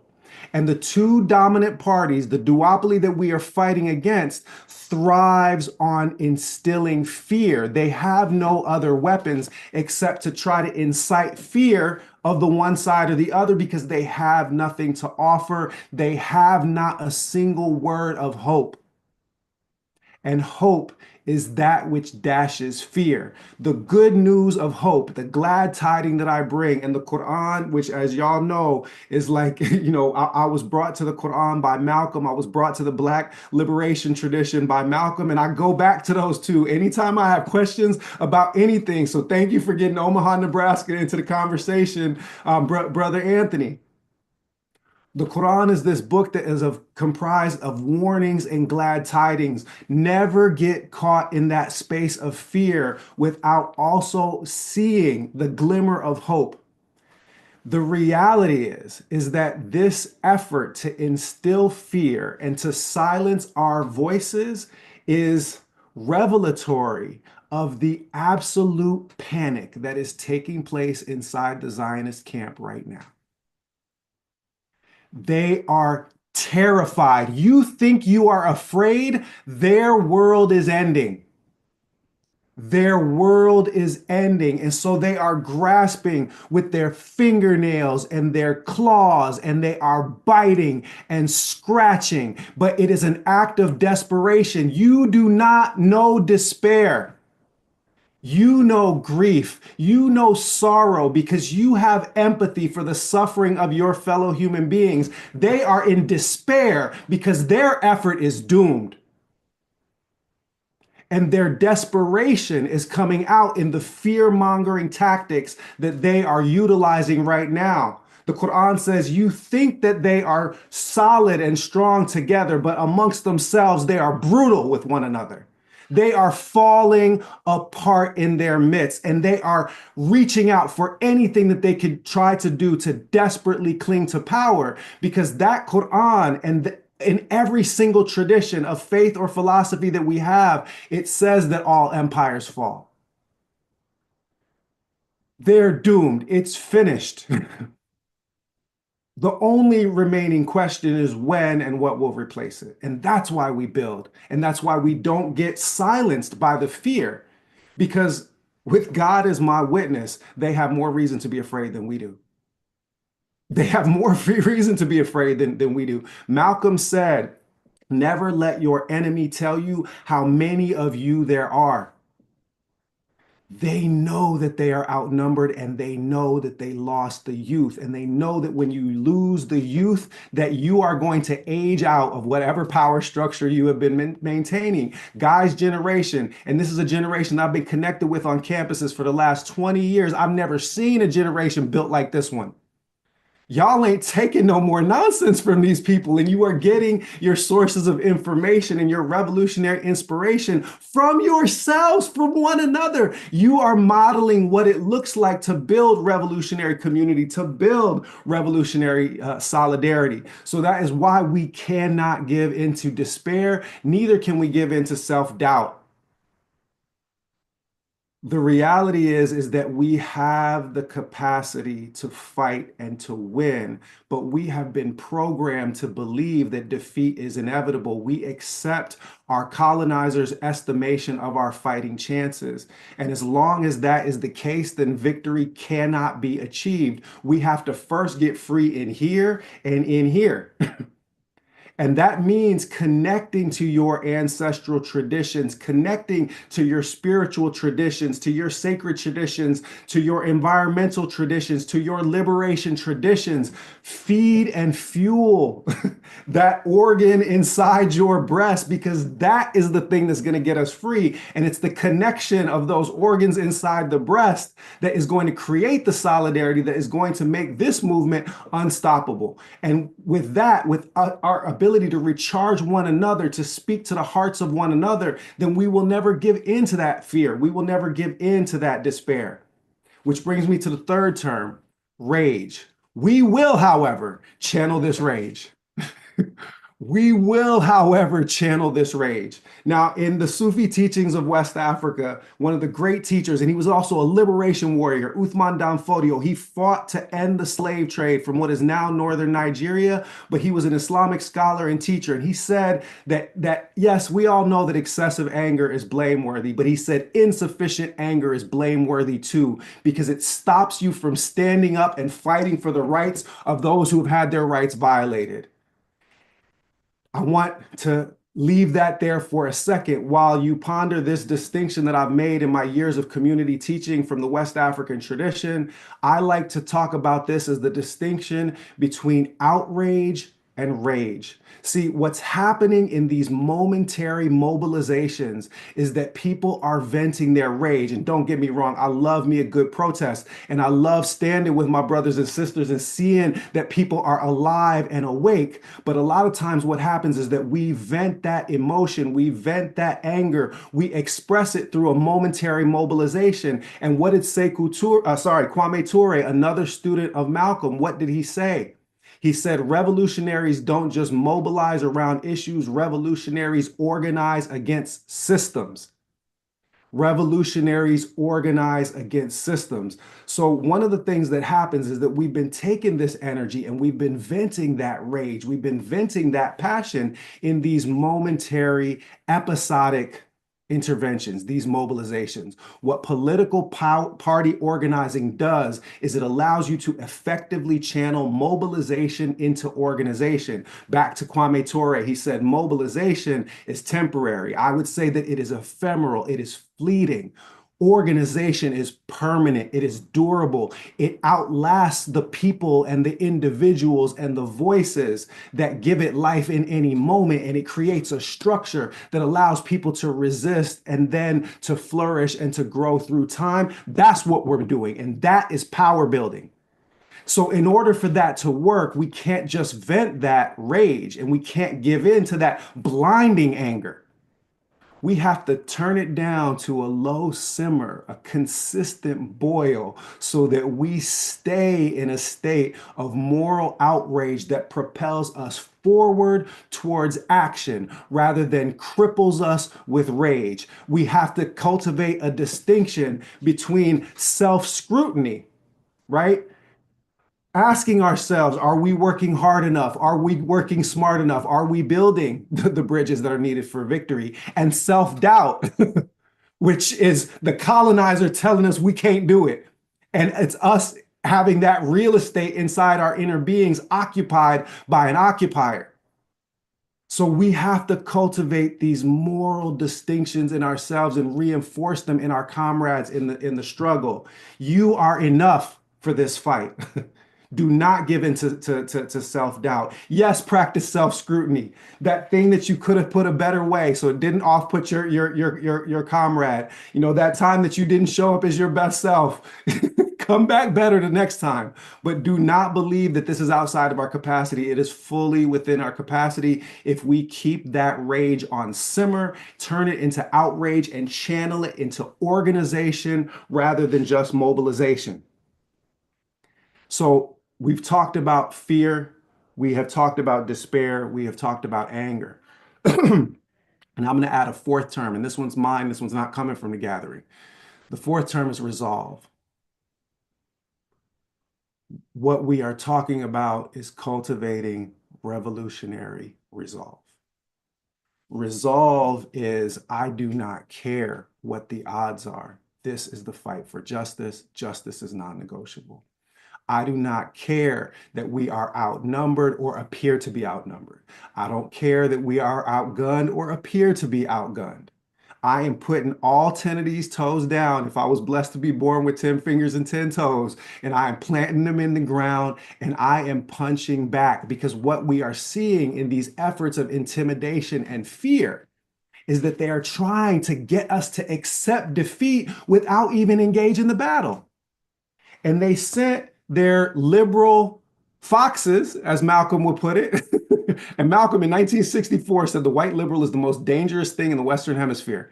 He said that in 1964, when white conservatives were hanging Negroes from trees, shooting white voting rights activists, and turning dogs and fire hoses on kids. And he still said that the white liberal is the most dangerous thing in the Western Hemisphere. So understand that this is not about Trump per se. It is not about conservatives per se, that we have two flavors of fascism, a liberal and a conservative branch of it, a blue team and a red team, but they move as one. Malcolm also said, of all of our studies, history is best qualified to reward our research.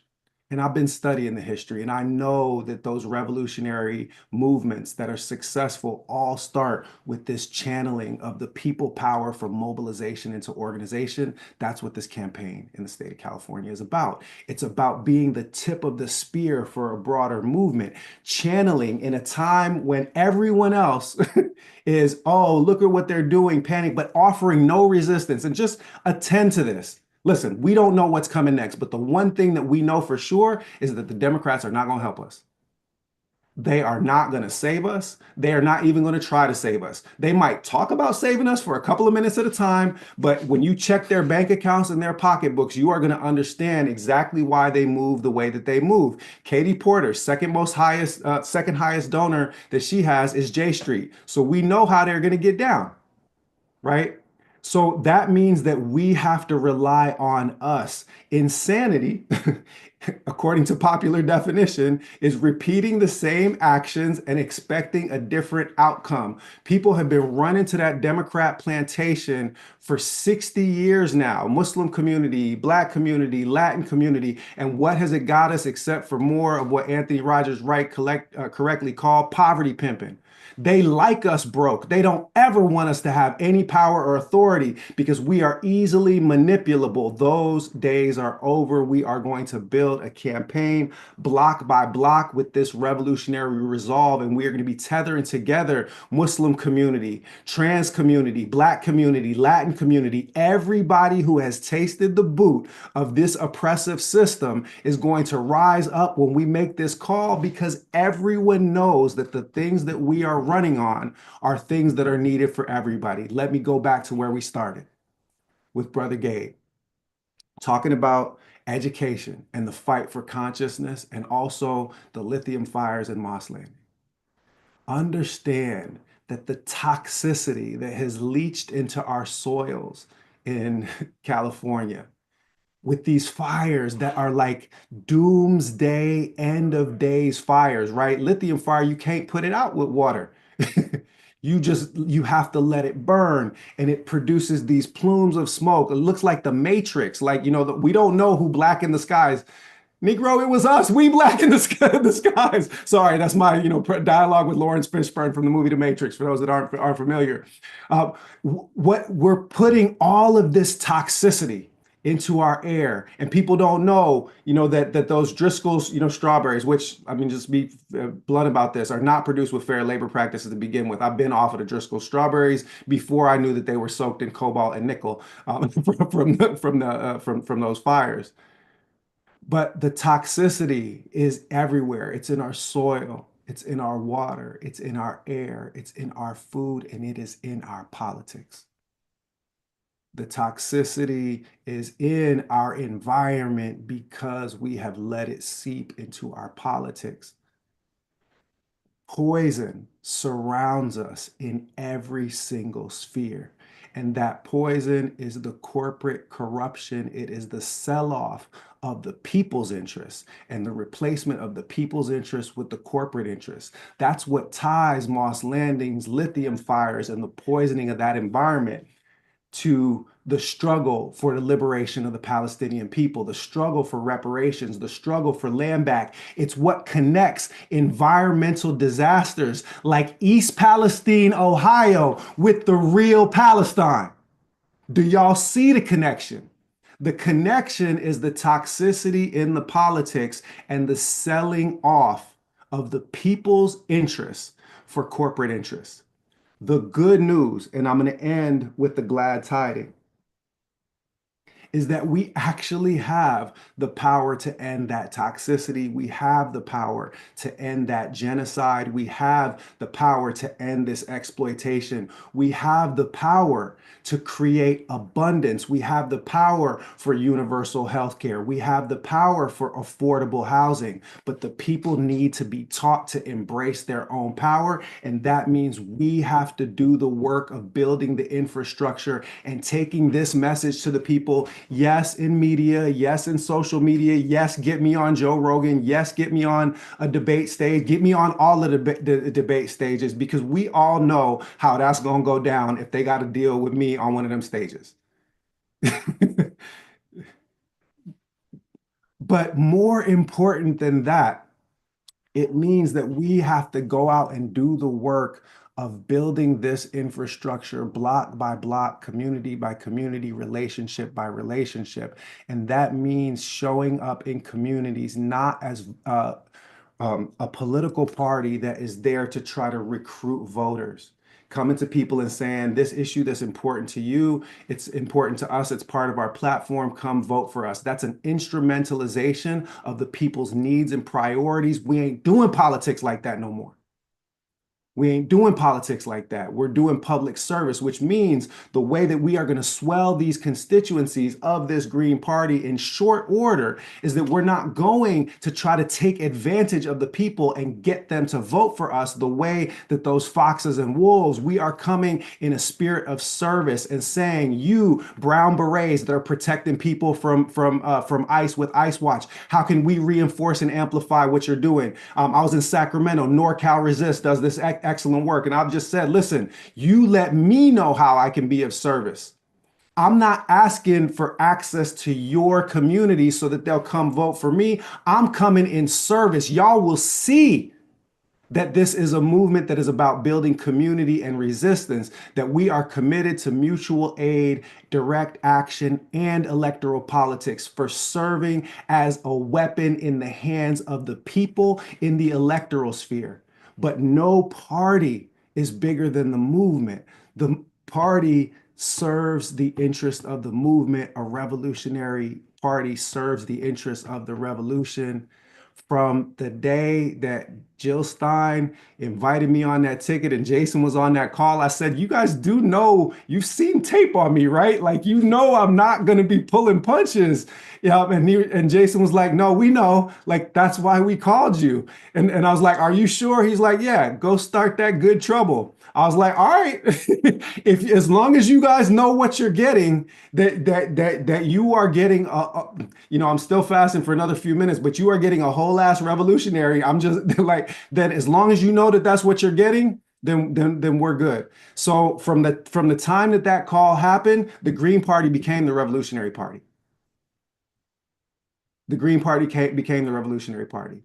And we are going to affect this revolution because the American people across the board know that revolutionary change is needed. They all feel it. The Trump voters are furious and upset with the appropriation of basic public goods by a South African billionaire. Everybody understands that we are in the strip it down and sell it for parts phase of American imperialism, and the people are getting the shaft. And just like Chairman Fred, just like Huey P., just like Bobby Seals, just like Assata Shakur were able to take the message of liberation to all communities, not just their own, while rooted in our own traditions and our own communities, that's what we're going to do. We are going to build the revolutionary resistance movement that is needed in this moment, and we are going to channel the anger and the rage and even the pain of the communities to overcome the fear and despair, and we are going to beat these rotten imperialist capitalist exploiters. And once we turn California green, that's the end of the duopoly. It's a new day in American history, and it's a new day in world history. That's what I came to say. They are going to come for us. Okay, they are going to come for us. Everybody in this room, everybody watching this, and you get yourself involved in this movement, they are going to come for us. Stand strong with your communities and protect each other. So I would just want to follow up with that. But there is a new day ahead of us, and in our remaining time here, which we can take as long as we need. But I thought we were going to wrap up by the hour here in the next 3 minutes, but we got fire going on here, and so we can hang on a little bit more. I'm gonna let yes, we can. I'm gonna let you know that when 7:17 comes and it's time for me to break my fast, I'm going in getting a So cup. let's call it that. We got 20 minutes. We got 20 minutes. We got 20 minutes until sunset, and I just hand it back over to the panel, and have some crosstalk. Anybody jump in with final thoughts and final comments, reminding people that Butch will be in Santa Cruz next Saturday. He will be in San Jose next Sunday, and we're looking at some Southern California stops at the end of April also. But please, panel, take it away. I'm gonna step off. Yeah, I just want to say one thing that I love sharing with my Latino community, and these are quotes, and I like asking them, where are you hearing these quotes from? Broken windows prove these protests are violent. Outside agitators are manipulating these students. And a lot of people say, oh, during the Columbia protest, I said, no, this was said in 1969 by people that did not want us to have our education, to have our rights, right? And a phrase that we Chicanos had used during that time was education, not eradication. Yesterday, we had a board meeting about ethnic studies, like I mentioned, where, a few Zionists came over, and their catchphrase was, education, not indoctrination. And you have to call out these elite capturist moments that they come, because right now they're coming to the schools. They know that this generation is seeing what's going on TikTok, on social media, and they want to have those discussions, and they're actively trying to silence them. So that's what I've noticed being on the school board, is their tactic is no longer trying to dismantle it, because Gavin Newsom's in their pockets. We all know that, right? That's why he was so against the liberated ethnic studies, and right now they're pushing for constructive ethnic studies at the California state level, which is going to do so much harm for our community. And one thing that I want to emphasize is the one thing that they were worried about was Latinos knowing about colonialism. and the impact that it's had. And why do they fear that? Because they know that many of us are Native. They know that many of us are rooted in our communities, and they know that we will challenge them once we find out what has been done to us and what is still being done to us today. So if we could bridge those moments in our community in showing this is a repeat of history, except this time it's not just us, it's all of us that they're coming after. So I love telling people that history is repeating itself, but just know that your grandparents were told that they were agitators, that they were the problem, right? Don't let that messaging get to you. You go out, you organize, you vote, you yell, you scream, and you make sure that people hear you. And that's why I tell Gen Z, you leave the boomers to us, y'all do the work. We'll handle the boomers. We got them. We've been handling them.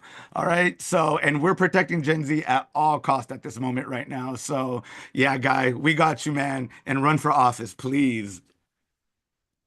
Thanks, Gabe. Yeah.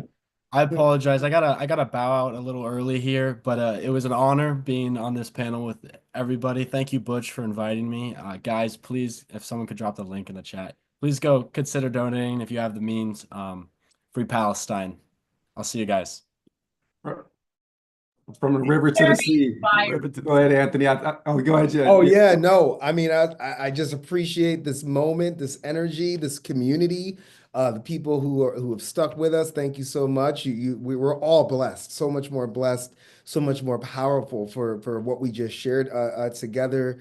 My goodness, Guy, like just I mean, Dr. Cornell West, right? When he's a Black prophetic fire, that was prophetic fire, period. And it's good to be a part of it. You know, everything that our dear brother Butch and next California governor just said, like, I love how you walk through those steps and walk through those emotions and just, you know, made them more accessible and more tactile, right? You know, almost able to touch it so that, you know, we say that the heart learns what the hands touch. And that's what just happened with those beautiful and inspiring words. You know, I would just close in saying that, look, cities in general have to be a line of defense to absorb many of the calamities associated with trickle-down white supremacy that we're seeing from the federal to the state, and the local level can really act as a buffer. We've had sanctuary cities. The last time Trump won, I was living in Seattle. My son was just born, and we moved to Seattle because we needed that cheap and free childcare that his grandparents provided.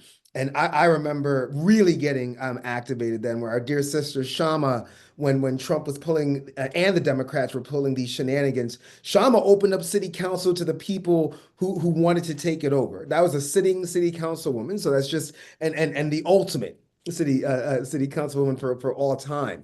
So local efforts can really also allow us to do what we refer to in the Hamas Principles for Democratic Organizing, a commitment to bottom-up organizing, right? Bottom-up organizing, and I'm able to work with, you know, other city council members. Hopefully, we'll get more Greens into that, governors and whatnot, and such that we also will have state legislatures ready to work with that. Governor, bottom-up organizing is extremely important.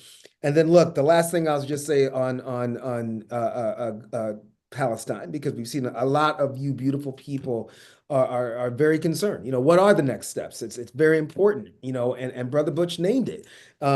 Stopping the genocide and dismantling illegal occupation, because it's not just about stopping the genocide, y'all. I've been so concerned that it's like if the fighting ceases, that the problem is done. Nah, y'all, like it all has to topple at the same time, contemporaneously. We're not just gonna just stop genocide this year and wait for it to happen again. We owe our siblings in Palestine and the world over so much more. So we got to stop the genocide and the illegal occupation. And that's going to require the ultimate inside-outside game. That's going to require those who are running for office, but also on y'all. We are going to need to identify and disrupt as many economic sectors as possible to stop this genocide, illegal occupation, and ethnic cleansing, because empire must be brought to its knees so that Palestine can stand on its feet. That's the only way. We have to bring empire to its knees. And then, as Brother Butch was saying, what organizing, revolutionary organizing, it's for transforming systems, not just responding to moments. Absolutely. And that's why we do have to build strong people. heard so much about our dear brother Kwame Ture, one of the greatest of all time. And next to a great man, as I'm sure Brother Butch knows, Sister Jen, Brother Gabe knows, Muhammad Khadijah was by his side, and Kwame Ture had, in my opinion, the greatest organizer ever, the great Ella Baker. And she said, we don't need strong leaders.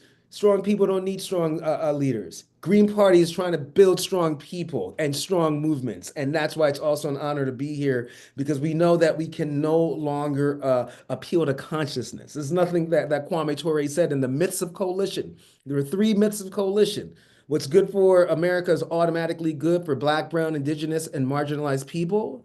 Myth number 2 was that people connected with political power and economic power can automatically organize in authentic ways with people without political and economic power. And the last thing, last myth is this idea that we can appeal to conscience. When it comes to the ethno-state, Zionist, white supremacist, settler colonial state, there is no conscience to appeal to. The conscience was gone the moment that they started going in and commencing the Nakba and many other terrorist acts. So this is an amazing time to come together, not just through elections, but we must get this man elected in California. We must get this man as one of the final 2, because the entire world will reverberate. The entire world will reverberate when we elevate this dear and blessed brother. So thank you so much again for your amazing time, your hearts, your ears, Brother Jason, Brother Butch, Sister Jen. Yay, I've been such a fanboy. It's so good to meet you virtually. And Gabe, I'm looking forward to staying in touch and organizing. So thank you so much. And I'll just say, Anthony, I want to make sure we get that get an IG set up Yes, sir. for Monday, just so we can get a last little bit of extra visibility and push on the campaign. Really impressed with the work you do, man. So sorry to interrupt, Jen. No, don't interrupt me. I mean, I'm very inspired. It's unfortunate Guy's not here, because I felt like listening to him, it was like, I felt like such a proud mama, and it's not even my kid. My kids aren't even that interested. That's the saddest part. Like, I have to live vicariously through people like that. My older is still going through his Ayn Rand phase, and it's very unpleasant. So I feel like people need to understand that none of us are free until all of us are free, and that we're all Palestinian. We are all Palestinian, and in so many ways. And I don't just mean like theoretically, like we stand in solidarity with Palestine. I mean, literally, that's the cradle of civilization. We're all from there. And so when I hear Jewish people, people like, I'm not even going to say her name, telling everyone that they're generationally connected to Palestine, I'm thinking, well, yes, we all are. That's the whole point, is that is the cradle of civilization. We are all from there. And when we see our country supporting the destruction of the origin of our species, because that's essentially what's happening, and now bombing Yemen, which is, I believe Sana'a is like one of the oldest continuously inhabited cities, if not the oldest continuously inhabited city. Like, this is how you know that the white people have no give a shit whatsoever about the land, about the nature, about the people. Because if you care about those things, you don't destroy them.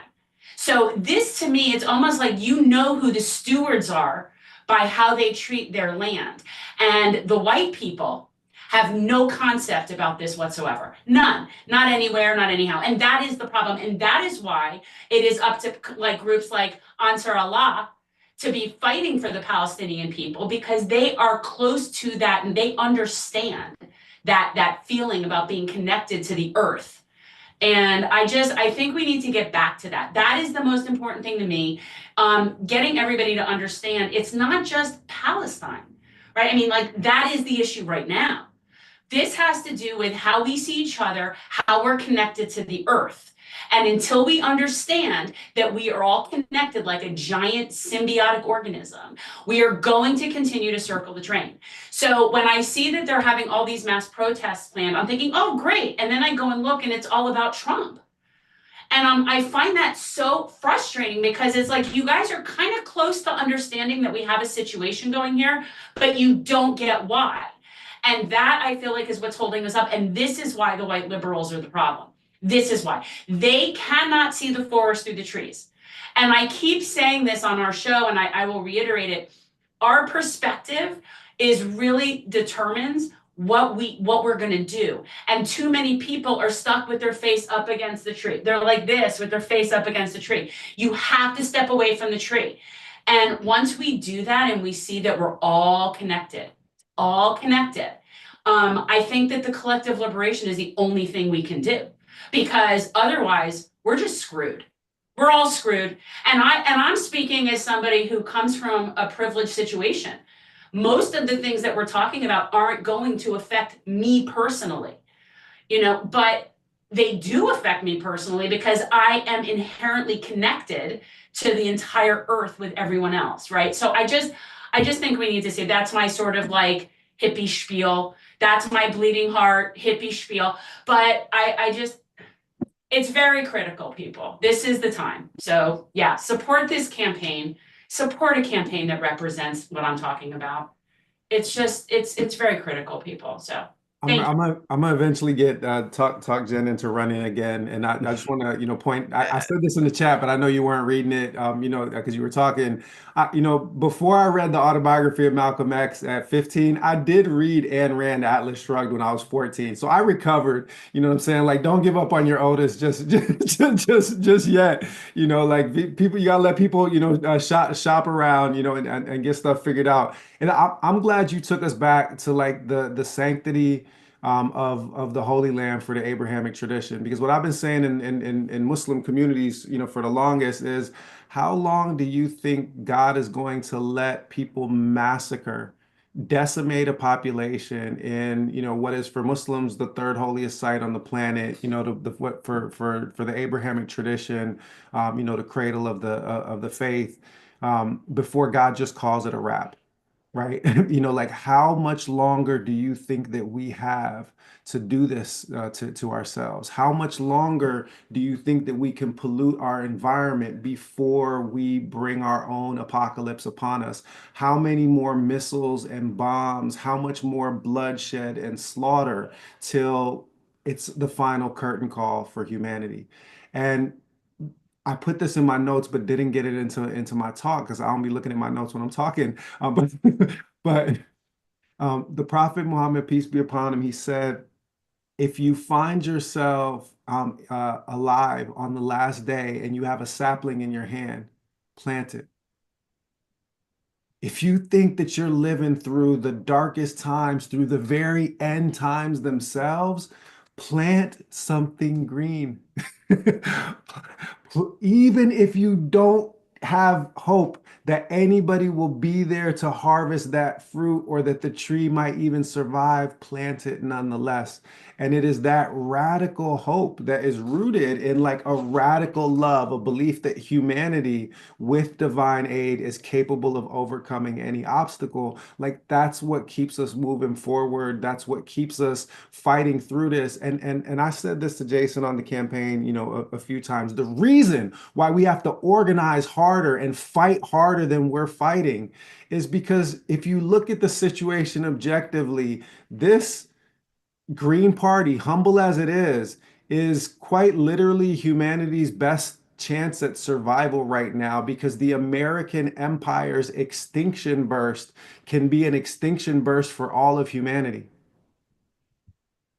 So that means that whatever is most likely to seize the reins of the most dangerous instrument of surveillance and death dealing to ever exist on this planet, and that's what the United States government is. It's the most dangerous instrument of surveillance and death dealing in all of history.